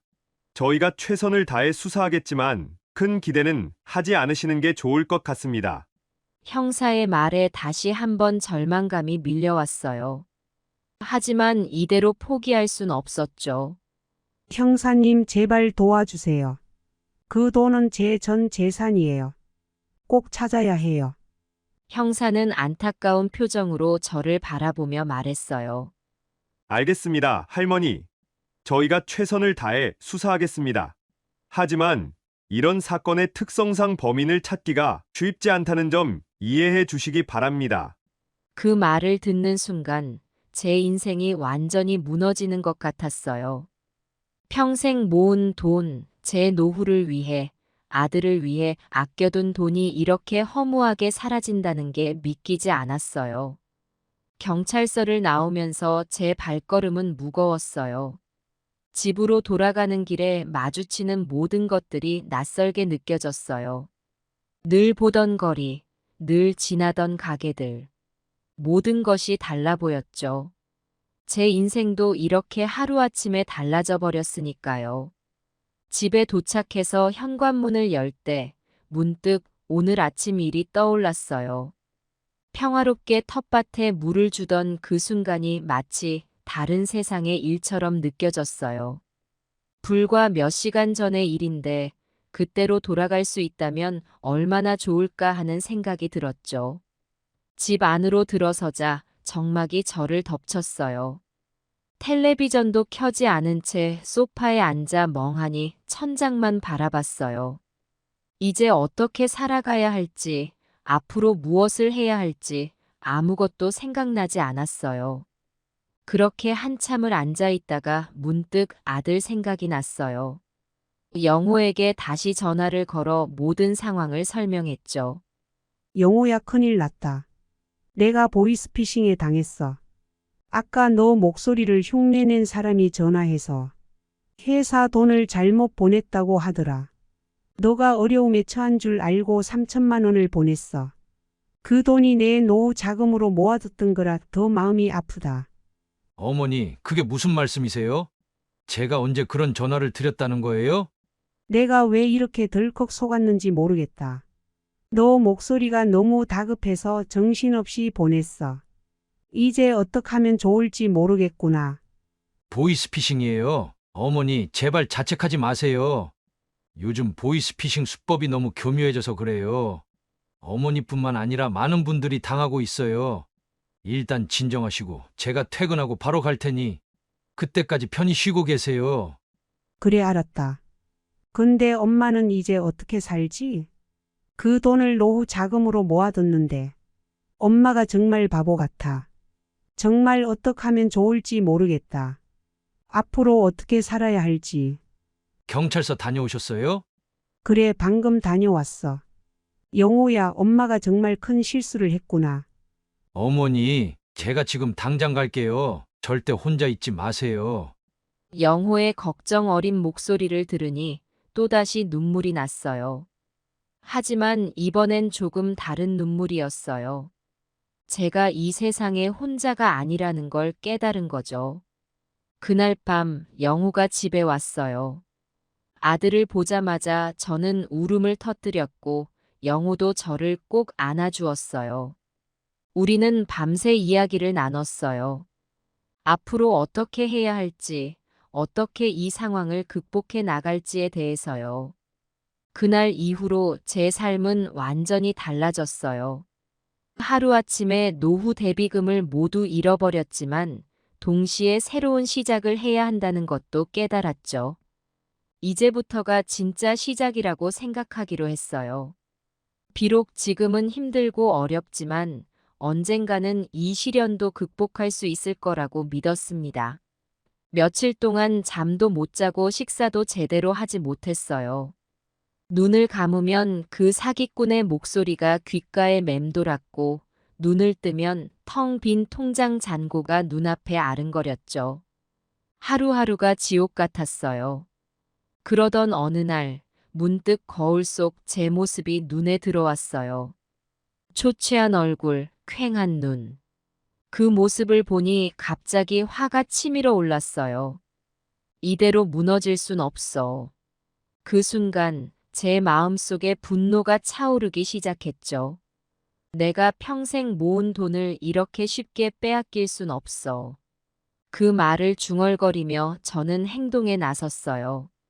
우선 경찰서에 전화를 걸어 사건 진행 상황을 물어봤죠. 하지만 돌아오는 대답은 실망스러웠어요. 아직 특별한 진전이 없습니다. 하지만 최선을 다해 수사하고 있으니 조금만 더 기다려 주세요. 이런 답변을 들을 때마다 속이 끓어올랐어요. 그들은 정말 최선을 다하고 있는 걸까 하는 의구심이 들었죠. 그래서 저는 직접 경찰서로 찾아가기 시작했어요. 처음에는 하루 걸러 한 번씩, 나중에는 거의 매일 경찰서를 방문했어요. 안녕하세요. 김송금입니다. 제 사건 진행 상황이 어떻게 되나요? 경찰서 직원들은 처음엔 친절하게 대해줬지만 나중엔 제가 오는 걸 부담스러워하는 것 같았어요. 하지만 저는 아랑곳하지 않았죠. 제 돈을 찾는 것, 그리고 사기꾼들을 잡는 것, 그것만이 제 유일한 목표였으니까요. 담당 경찰관인 박 형사에게도 자주 전화를 걸었어요. 처음엔 그도 친절하게 대해줬지만 시간이 지날수록 점점 짜증 섞인 목소리로 변해갔죠. 김 할머니, 저희가 정말 열심히 수사하고 있습니다. 하지만 이런 사건은 시간이 걸립니다. 조금만 더 기다려 주세요. 하지만 저는 기다릴 수 없었어요. 매일 밤 잠자리에 들 때마다 제 3천만 원이 사기꾼들의 호의호식하는 데 쓰이고 있다는 생각에 잠을 이룰 수 없었거든요. 그래서 저는 직접 무언가를 해보기로 결심했어요. 우선 인터넷을 배우기 시작했죠. 처음엔 컴퓨터를 켜는 것조차 어려웠지만 포기하지 않았어요. 동네 주민센터에서 하는 노인 대상 컴퓨터 교실에 등록했고 매일 열심히 배웠어요. 첫 수업날, 저는 떨리는 마음으로 교실에 들어섰어요. 주변을 둘러보니 저와 비슷한 연배의 할머니, 할아버지들이 모여 있었죠. 선생님은 젊은 청년이었는데 우리를 보는 눈빛이 따뜻했어요. 안녕하세요, 여러분. 오늘부터 함께 컴퓨터를 배워볼 텐데요. 천천히, 차근차근 배워나가 보겠습니다. 선생님의 말에 조금은 안심이 됐어요. 하지만 컴퓨터 앞에 앉자 다시 긴장이 되었죠. 마우스를 잡는 것부터가 어색했어요. 하지만 포기하지 않았죠. 이걸 배워야 내 돈을 찾을 수 있어 라는 생각으로 열심히 노력했어요. 며칠이 지나자 조금씩 컴퓨터 다루는 법을 익혀갔어요. 인터넷 창을 여는 것부터 시작해서 검색하는 법, 그리고 정보를 찾는 방법까지 하나하나 배워나갔죠. 때로는 좌절도 했어요. 마우스가 내 뜻대로 움직이지 않을 때, 키보드의 글자를 찾는데 시간이 오래 걸릴 때. 하지만 그때마다 제 목표를 상기시키며 다시 도전했어요. 인터넷을 조금씩 다룰 수 있게 되자 저는 보이스피싱에 대한 정보를 찾아보기 시작했어요. 어떤 수법으로 사기를 치는지, 어떻게 하면 예방할 수 있는지, 피해를 당했을 때는 어떻게 대처해야 하는지 등을 꼼꼼히 공부했죠.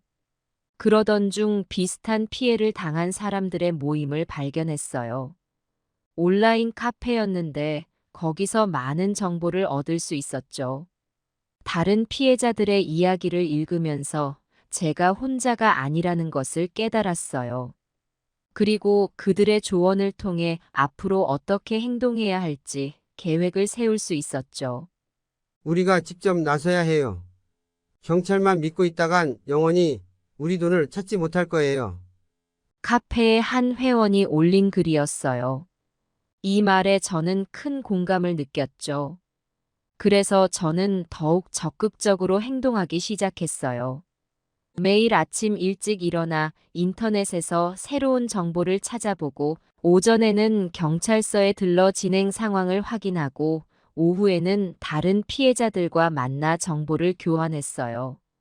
밤에는 그날 알게 된 정보들을 정리하고 다음 날의 계획을 세웠죠. 이렇게 바쁘게 지내다 보니 어느새 제 마음속 우울함은 조금씩 사라지고 있었어요. 대신 강한 의지와 결심이 자리 잡았죠. 반드시 내 돈을 찾고 말 거야. 그리고 다른 사람들이 나 같은 피해를 당하지 않도록 할 거야. 한 달이 지나고 두 달이 지나도 경찰 수사에는 별다른 진전이 없었어요. 하지만 저는 포기하지 않았죠. 오히려 더욱 열심히 정보를 모으고 다른 피해자들과 협력했어요. 어느 날 박 형사에게 또다시 전화를 걸었어요. 박 형사님 범인을 잡았나요? 아직입니다. 김 할머니. 하지만 저희가 열심히 노력하고 있으니 노력만으로는 부족해요. 제가 알아본 바로는 이런 사기 조직들은 대부분 해외에 본거지를 두고 있대요. 혹시 국제 수사는 진행하고 계신가요? 제 질문에 박 형사는 잠시 말을 잇지 못했어요. 아마도 제가 이렇게 구체적인 정보를 알고 있을 거라고는 예상하지 못했나 봐요. 그건 좀 더 큰 규모의 수사가 필요한 일이라. 알겠어요. 그럼 저는 다른 피해자들과 함께 국회의원님들을 만나 이 문제의 심각성을 알리고 법 개정을 요구할 생각이에요. 경찰에서 할 수 있는 일이 없다면 우리가 직접 나서야죠. 이렇게 말하고 전화를 끊었어요. 그리고 그날부터 저는 정말로 국회의원실에 연락을 취하기 시작했죠. 처음에는 아무도 제 말을 들어주지 않았지만 포기하지 않고 계속해서 연락을 취했어요. 이제 저는 단순히 제 돈을 찾는 것을 넘어서 이런 범죄를 근절하고 더 많은 사람들을 보호하는 것을 목표로 삼게 되었어요. 비록 제 나이 74세의 할머니지만 이 사회를 조금이라도 더 나은 곳으로 만들 수 있다면 그것으로 만족할 수 있을 것 같았죠. 매일 밤 잠자리에 들기 전 저는 다짐했어요. 포기하지 마, 송금아. 너는 할 수 있어. 반드시 정의를 실현하고 말 거야. 그리고 이런 다짐과 함께 저는 새로운 날을 맞이할 준비를 했답니다. 비록 제가 당한 피해는 돌이킬 수 없지만 적어도 다른 사람들이 같은 피해를 당하지 않도록 할 수 있을 거라는 희망이 생겼어요. 이제 저는 단순한 피해자가 아닌 변화를 만들어가는 사람이 되어가고 있었답니다. 그로부터 2주 후 평소와 다름없는 하루를 보내고 있었어요. 텃밭에 물을 주고 집안 청소를 하면서 그동안 있었던 일들을 곰곰이 생각하고 있었죠. 3천만 원을 잃은 후 매일이 힘겨웠지만 포기하지 않고 살아왔어요. 경찰서도 수시로 들르고 인터넷에서 정보도 찾아보며 범인을 잡을 수 있는 방법을 끊임없이 고민했죠. 그때였어요. 갑자기 전화벨이 울렸어요. 심장이 쿵 하고 내려앉는 느낌이 들었어요. 왠지 모를 예감이 들었거든요. 떨리는 손으로 전화를 받았어요. 전화를 받자마자 들려온 그 목소리. 2주 전 제 인생을 뒤흔들어 놓은 바로 그 목소리였어요.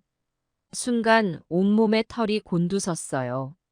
마치 시간이 멈춘 것 같았죠. 어머니, 저예요. 그 말 한마디에 지난 2주간의 고통과 분노, 그리고 결심이 한꺼번에 밀려왔어요. 하지만 이번엔 달랐어요. 두려움 대신 강한 의지가 제 마음을 채웠죠. 순간 온몸에 전율이 흘렀어요.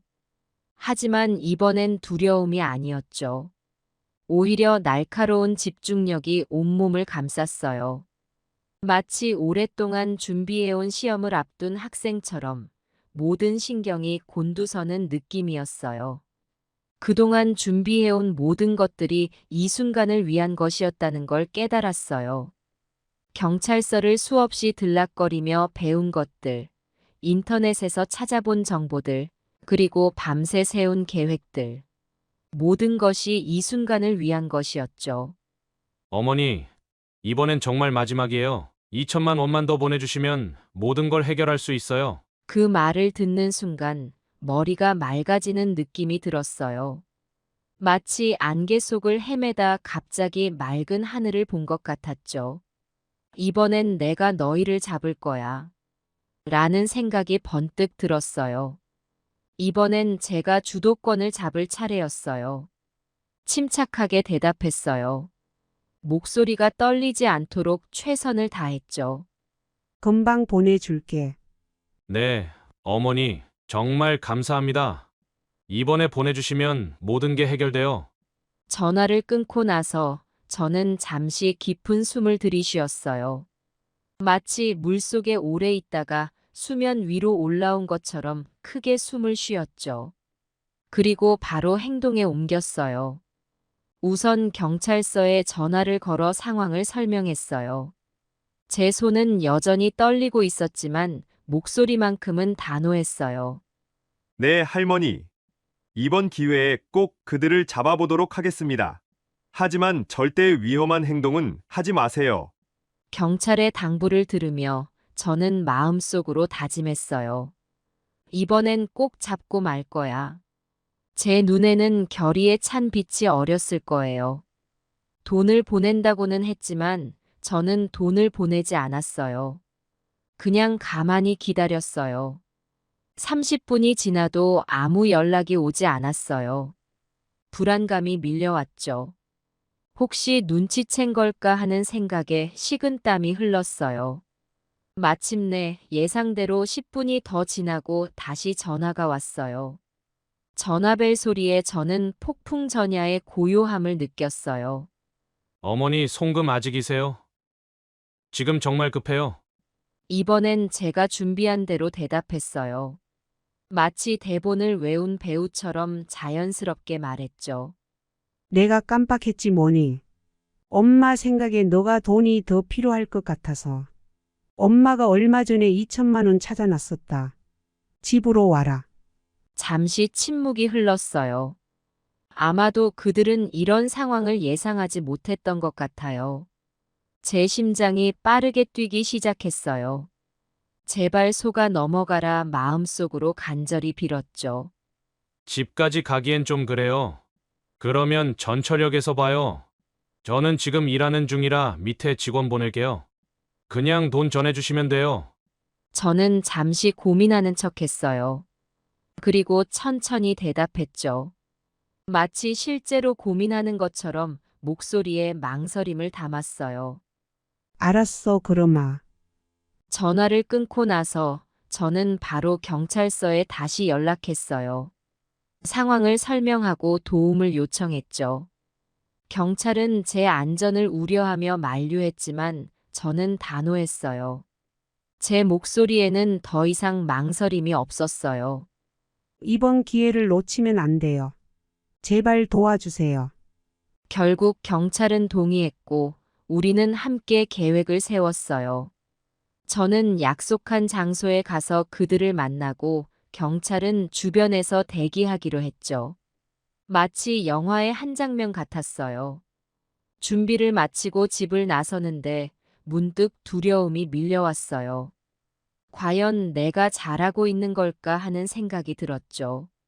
손이 떨리고 다리에 힘이 풀리는 것 같았어요. 하지만 곧바로 마음을 다잡았어요. 이대로 당할 순 없어. 나뿐만 아니라 다른 사람들을 위해서라도 꼭 해내야 해. 제 눈에 결의가 차올랐어요. 약속 시간이 다가오면서 제 심장은 점점 빠르게 뛰기 시작했어요. 두려움도 있었지만 그보다는 정의를 실현할 수 있다는 기대감이 더 컸죠. 마치 제가 정의의 여신이라도 된 것처럼 느껴졌어요. 손바닥에 땀이 배어나왔고 다리는 떨리는 것 같았지만 마음만은 단단했어요. 이제 곧 모든 것이 끝나겠지라는 생각에 안도감도 들었죠. 전철역에 도착하자 주변을 둘러봤어요. 평소와 다름없는 일상적인 풍경 속에서 뭔가 다른 점을 찾으려 노력했죠. 그때 눈에 들어온 것은 경찰들이었어요. 그들은 평범한 시민으로 위장하고 주변에 있었어요. 신문을 읽는 척하는 사람, 전화 통화하는 척하는 사람. 누가 봐도 평범한 시민들 같았지만 저는 그들의 정체를 알아챘어요. 모두가 저를 지키기 위해 있다는 걸 알자 용기가 솟았어요. 그들과 눈빛을 교환하며 마음을 다잡았죠. 괜찮아, 나 혼자가 아니야. 모두가 나를 지켜주고 있어. 시간이 흐르면서 긴장감은 점점 고조되었어요. 주변의 소음, 지나가는 사람들의 발자국 소리, 심지어 제 심장 소리까지 모든 것이 크게 들리는 것 같았죠. 그리고 얼마 지나지 않아 한 젊은 남자가 다가왔어요. 그는 평범해 보였지만 눈빛에서 뭔가 다른 것이 느껴졌어요.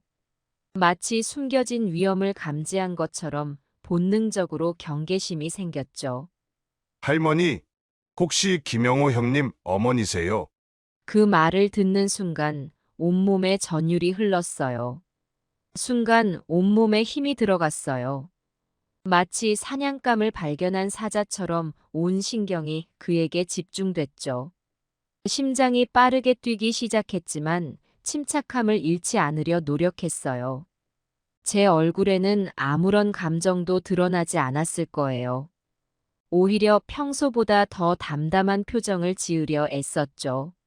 진정해, 송금아. 너는 할 수 있어. 그래요, 내가 김영호 엄마예요. 누구세요? 제 목소리가 떨리지 않도록 최선을 다했어요. 그 젊은 남자를 유심히 관찰했죠. 평범해 보이는 외모였지만 눈빛에서 뭔가 불순한 의도가 느껴졌어요. 그의 모든 움직임, 표정 변화를 놓치지 않으려 집중했어요. 아, 저는 영호 형님 밑에서 일하는 직원입니다. 형님이 급해서 저를 보냈어요. 그의 말을 들으며 저는 천천히 가방을 열었어요. 손이 약간 떨렸지만 최대한 자연스럽게 행동하려 했죠.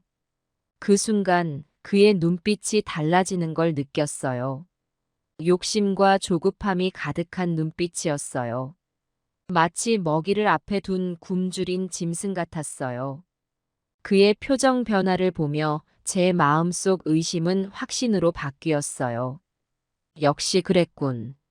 넌 내 아들이 보낸 사람이 아니야. 여기 2천만 원 있어요. 받아가세요. 제가 돈 뭉치를 꺼내자 그가 급하게 손을 뻗었어요. 그의 손이 돈에 닿기 직전 시간이 멈춘 것 같았어요. 제 심장은 더욱 빠르게 뛰었고 온몸의 근육이 긴장으로 경직되었죠. 이제 곧 모든 것이 끝난다는 생각에 안도감과 두려움이 동시에 밀려왔어요. 이제 곧 끝나겠지. 제발 잘 되기를. 그의 손이 돈에 닿기 직전 그 순간이었어요. 움직이지 마! 경찰이다! 주변에서 경찰들이 우르르 몰려들었어요. 마치 영화의 클라이맥스 장면 같았죠. 순식간에 현장은 아수라장이 되었어요. 사람들의 고함 소리, 급하게 뛰어오는 발소리, 그리고 그 젊은 남자의 놀란 소리가 뒤섞였죠. 저는 그 자리에 얼어붙은 채 서 있었어요. 방금 전까지 제가 겪은 일들이 꿈만 같았죠. 그 젊은 남자는 놀란 표정으로 주변을 둘러보더니 도망가려 했지만 이미 늦었어요. 그의 얼굴이 창백해지는 것이 보였어요. 공포에 질린 눈으로 이리저리 도망갈 구멍을 찾았지만 소용없었죠. 경찰들에게 붙잡혀 순식간에 수갑이 채워졌어요. 그 순간 저는 안도의 한숨을 내쉬었어요. 온몸의 긴장이 풀리면서 다리에 힘이 빠졌죠. 드디어 해냈다는 생각에 눈물이 왈칵 쏟아졌어요. 그동안의 분노, 두려움, 그리고 결의가 모두 눈물로 흘러내렸죠. 주변의 경찰들과 시민들이 저를 둘러싸고 격려해 주었어요. 정말 대단하세요, 할머니. 용기 있는 행동이었습니다. 경찰관의 말에 저는 고개를 끄덕였어요. 비록 제 돈을 모두 되찾지는 못했지만 적어도 다른 사람들이 저와 같은 피해를 당하는 것은 막을 수 있게 되었다는 생각에 뿌듯했죠. 제 가슴은 자부심으로 가득 찼어요. 나이든 할머니라고 무시당하지 않고 오히려 범인을 잡는데 큰 역할을 했다는 사실이 저를 더욱 강하게 만들어 주었어요. 이 경험을 통해 저는 깨달았어요. 나이는 그저 숫자에 불과하다는 것을. 그리고 우리 모두가 정의를 위해 싸울 수 있는 힘을 가지고 있다는 것을요. 앞으로도 저는 이 경험을 바탕으로 다른 사람들을 돕고 우리 사회를 더 안전하게 만드는데 기여하고 싶어요. 제 인생의 새로운 장이 시작된 것 같았답니다. 체포 현장에서의 흥분이 가라앉고 경찰서로 이동하는 동안 저는 여전히 가슴이 뛰고 있었어요. 드디어 범인을 잡았다는 안도감과 함께 이제 모든 것이 해결될 거라는 기대감으로 가득 찼죠. 하지만 경찰서에 도착해서 들은 소식은 저를 다시 한번 충격에 빠뜨렸어요. 할머니, 저희가 체포한 사람은 주범이 아닙니다. 단순 운반책에 불과해요. 박 형사의 말에 저는 그 자리에 주저앉고 말았어요. 모든 희망이 한순간에 무너지는 것 같았죠. 눈물이 왈칵 쏟아졌어요. 그럼 제 돈은요? 다른 피해자들은요? 박 형사는 안타까운 표정으로 저를 바라보며 말했어요. 아직 포기하긴 이릅니다. 이번 체포로 중요한 단서를 확보했어요. 곧 주범을 잡을 수 있을 거예요. 그의 말에 조금은 위안이 되었지만 여전히 마음 한구석이 무거웠어요. 집으로 돌아오는 길, 저는 이번 일이 헛수고였나 하는 생각에 괴로웠죠. 하지만 시간이 지나면서 제 마음도 조금씩 변하기 시작했어요. 비록 주범은 아니었지만 그래도 범죄 조직의 일원을 검거했다는 사실이 점점 더 의미 있게 다가왔거든요. 그리고 이를 계기로 수사에 진전이 생길 거라는 희망도 생겼죠. 그 후로 저는 매일 경찰서에 전화를 걸어 진행 상황을 물어봤어요. 처음엔 특별한 소식이 없었지만 점차 희망적인 소식들이 들려오기 시작했죠. 할머니, 운반책의 진술을 토대로 주범의 윤곽을 잡아가고 있어요. 조금만 더 기다려주세요. 박 형사의 말에 저는 조금씩 희망을 품기 시작했어요. 그리고 제 주변 사람들에게도 이 이야기를 들려주며 용기를 북돋아 주었죠. 우리가 포기하지 않으면 언젠가는 꼭 정의가 실현될 거예요. 희망을 잃지 마세요. 그렇게 한 달이 지났어요. 매일 같은 시간에 경찰서에 전화를 걸며 새로운 소식을 기다렸죠. 그러던 어느 날 드디어 기다리던 그 전화가 왔어요. 할머니, 박 형사입니다. 좋은 소식이 있어요. 순간 제 심장이 멈추는 것 같았어요. 숨을 멈추고 그의 다음 말을 기다렸죠. 할머니, 주범을 잡았습니다. 그리고 다행히 피해 금액 대부분을 회수했어요. 그 말을 듣는 순간 저는 그 자리에서 주저앉고 말았어요. 하지만 이번엔 절망 때문이 아니라 너무나 기뻐서였죠. 눈물이 하염없이 흘러내렸어요. 정말인가요? 정말 주범을 잡은 건가요?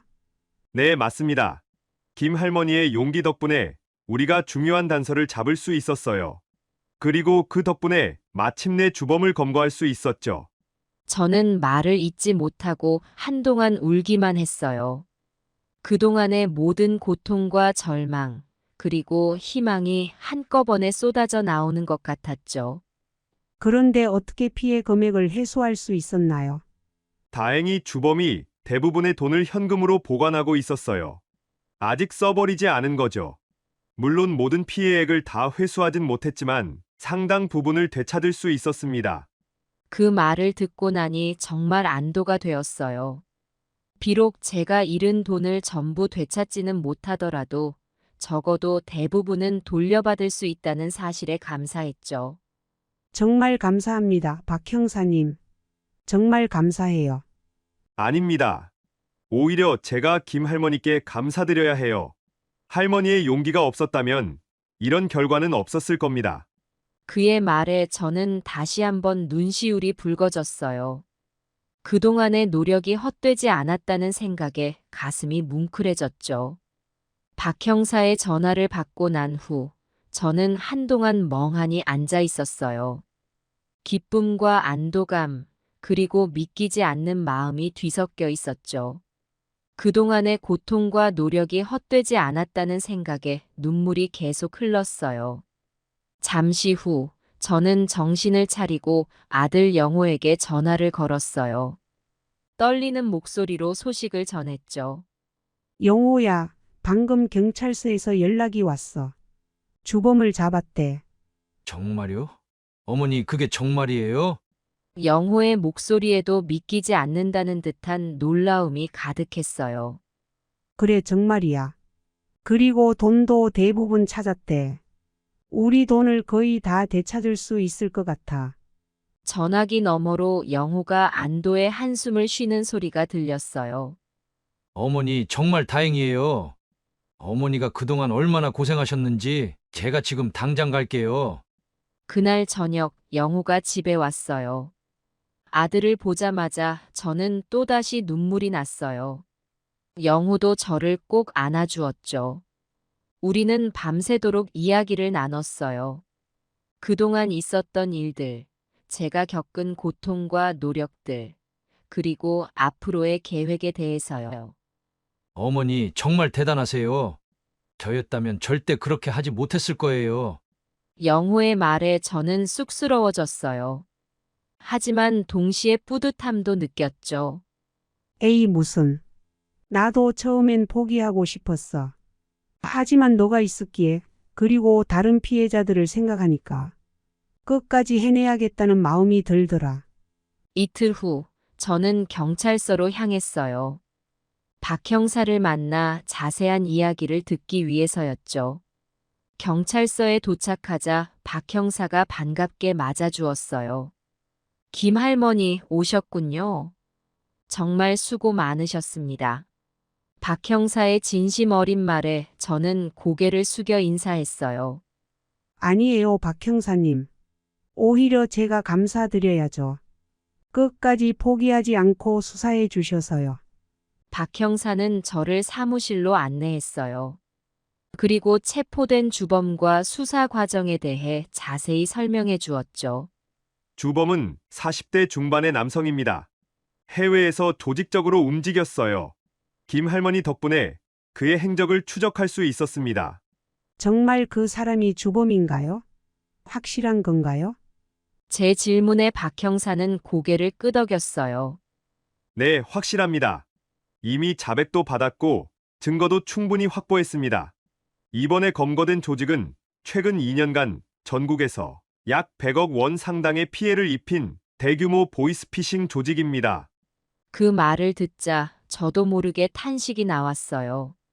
100억 원이라니 얼마나 많은 사람들이 저처럼 고통받았을지 생각하니 가슴이 아팠죠. 그럼 피해자들은 돈을 돌려받을 수 있나요? 네. 다행히 주범이 대부분의 돈을 현금으로 보관하고 있었습니다. 물론 모든 피해액을 다 회수하진 못했지만 상당 부분을 되찾을 수 있었어요. 김 할머니의 경우 3천만 원 중 2,500만 원을 돌려받으실 수 있을 것 같습니다. 그 말을 듣는 순간 저는 눈물을 참을 수 없었어요. 2,500만 원. 비록 전액은 아니지만 그래도 대부분을 되찾을 수 있다는 사실에 너무나 감사했죠. 정말 감사합니다, 박 형사님. 이렇게 될 줄은 꿈에도 몰랐어요. 박 형사는 따뜻한 미소를 지으며 말했어요. 김 할머니께 더 감사드려야 해요. 할머니의 용기와 끈기가 없었다면 이런 결과는 없었을 겁니다. 할머니께서 보여주신 시민의식이 우리 사회를 더 안전하게 만들었어요. 그의 말에 저는 뿌듯함을 느꼈어요. 제가 한 일이 단순히 제 돈을 되찾는 것을 넘어서 사회에 도움이 되었다는 사실이 기뻤죠. 경찰서를 나오면서 저는 마치 새로운 세상을 맞이한 것 같은 기분이 들었어요. 거리의 모든 것이 달라 보였죠. 사람들의 표정, 나무의 푸르름, 심지어 하늘의 색깔까지도요. 모든 것이 더 밝고 아름답게 느껴졌어요. 집으로 돌아가는 버스 안에서 저는 이 경험을 통해 배운 것들을 곰곰이 생각해 봤어요. 나이가 들었다고 해서 또 사기를 당했다고 해서 인생이 끝난 게 아니라는 걸 깨달았죠. 오히려 이 경험을 통해 제 삶에 새로운 의미를 찾게 되었어요. 집에 도착하자마자 저는 피해자 모임 단체 채팅방에 이 소식을 알렸어요. 순식간에 축하 메시지가 쏟아졌죠. 송금 할머니, 정말 축하드려요. 할머니 덕분에 우리 모두가 희망을 가질 수 있었어요. 대단하세요. 끝까지 포기하지 않으셔서 감사해요. 우리도 할머니처럼 끝까지 힘을 내볼게요. 이런 메시지들을 보며 저는 다시 한번 눈시울이 붉어졌어요. 제가 한 일이 다른 사람들에게도 힘이 되었다는 사실에 가슴이 뭉클해졌죠. 이제 저는 새로운 희망을 갖게 되었어요. 나이가 들었다고 해서 또 사기를 당했다고 해서 인생이 끝난 게 아니라는 걸 깨달았죠. 오히려 이 경험을 통해 제 삶에 새로운 의미를 찾게 되었어요. 앞으로는 보이스피싱 피해 예방을 위한 활동을 해나갈 생각이에요. 제 경험을 다른 사람들과 나누며 더 많은 사람들이 이런 범죄에 속지 않도록 도와주고 싶어요. 이번 일을 통해 저는 깨달았어요. 우리가 포기하지 않고 끝까지 노력한다면 반드시 희망은 있다는 것을요. 그리고 그 희망은 우리 모두가 함께 만들어가는 것이라는 걸 말이에요. 이 경험을 통해 저는 보이스피싱의 위험성을 뼈저리게 느꼈어요. 그래서 이제는 다른 분들에게 조언을 해드리고 싶어요. 여러분, 보이스피싱은 정말 교묘해요. 하지만 우리가 조심하면 충분히 예방할 수 있어요. 첫째, 급하다고 하면서 돈을 요구하는 전화는 일단 의심하세요.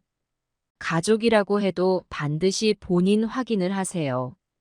둘째, 개인정보나 금융정보를 전화로 절대 알려주지 마세요. 은행이나 공공기관에서도 전화로 이런 정보를 요구하지 않아요. 특히 검찰 사칭 보이스피싱 조심하세요. 검찰이라고 하면 뭔가 잘못한 것도 없는데 괜히 위축이 되기 마련이에요. 절대 조심하세요. 셋째, 모르는 번호로 오는 문자의 링크는 그 어떤 것도 절대 클릭하지 마세요. 악성 코드가 설치될 수 있어요. 그러면 여러분의 정보가 넘어가게 돼요. 넷째, 의심되는 전화는 바로 끊고 경찰이나 금융감독원에 신고하세요. 마지막으로 가족들과 자주 연락하세요. 서로의 상황을 잘 알고 있다면 사기꾼의 거짓말에 속지 않을 거예요. 우리 모두가 조금만 주의를 기울인다면 보이스피싱으로부터 우리 자신과 가족을 지킬 수 있어요. 함께 노력해서 더 안전한 사회를 만들어 갑시다.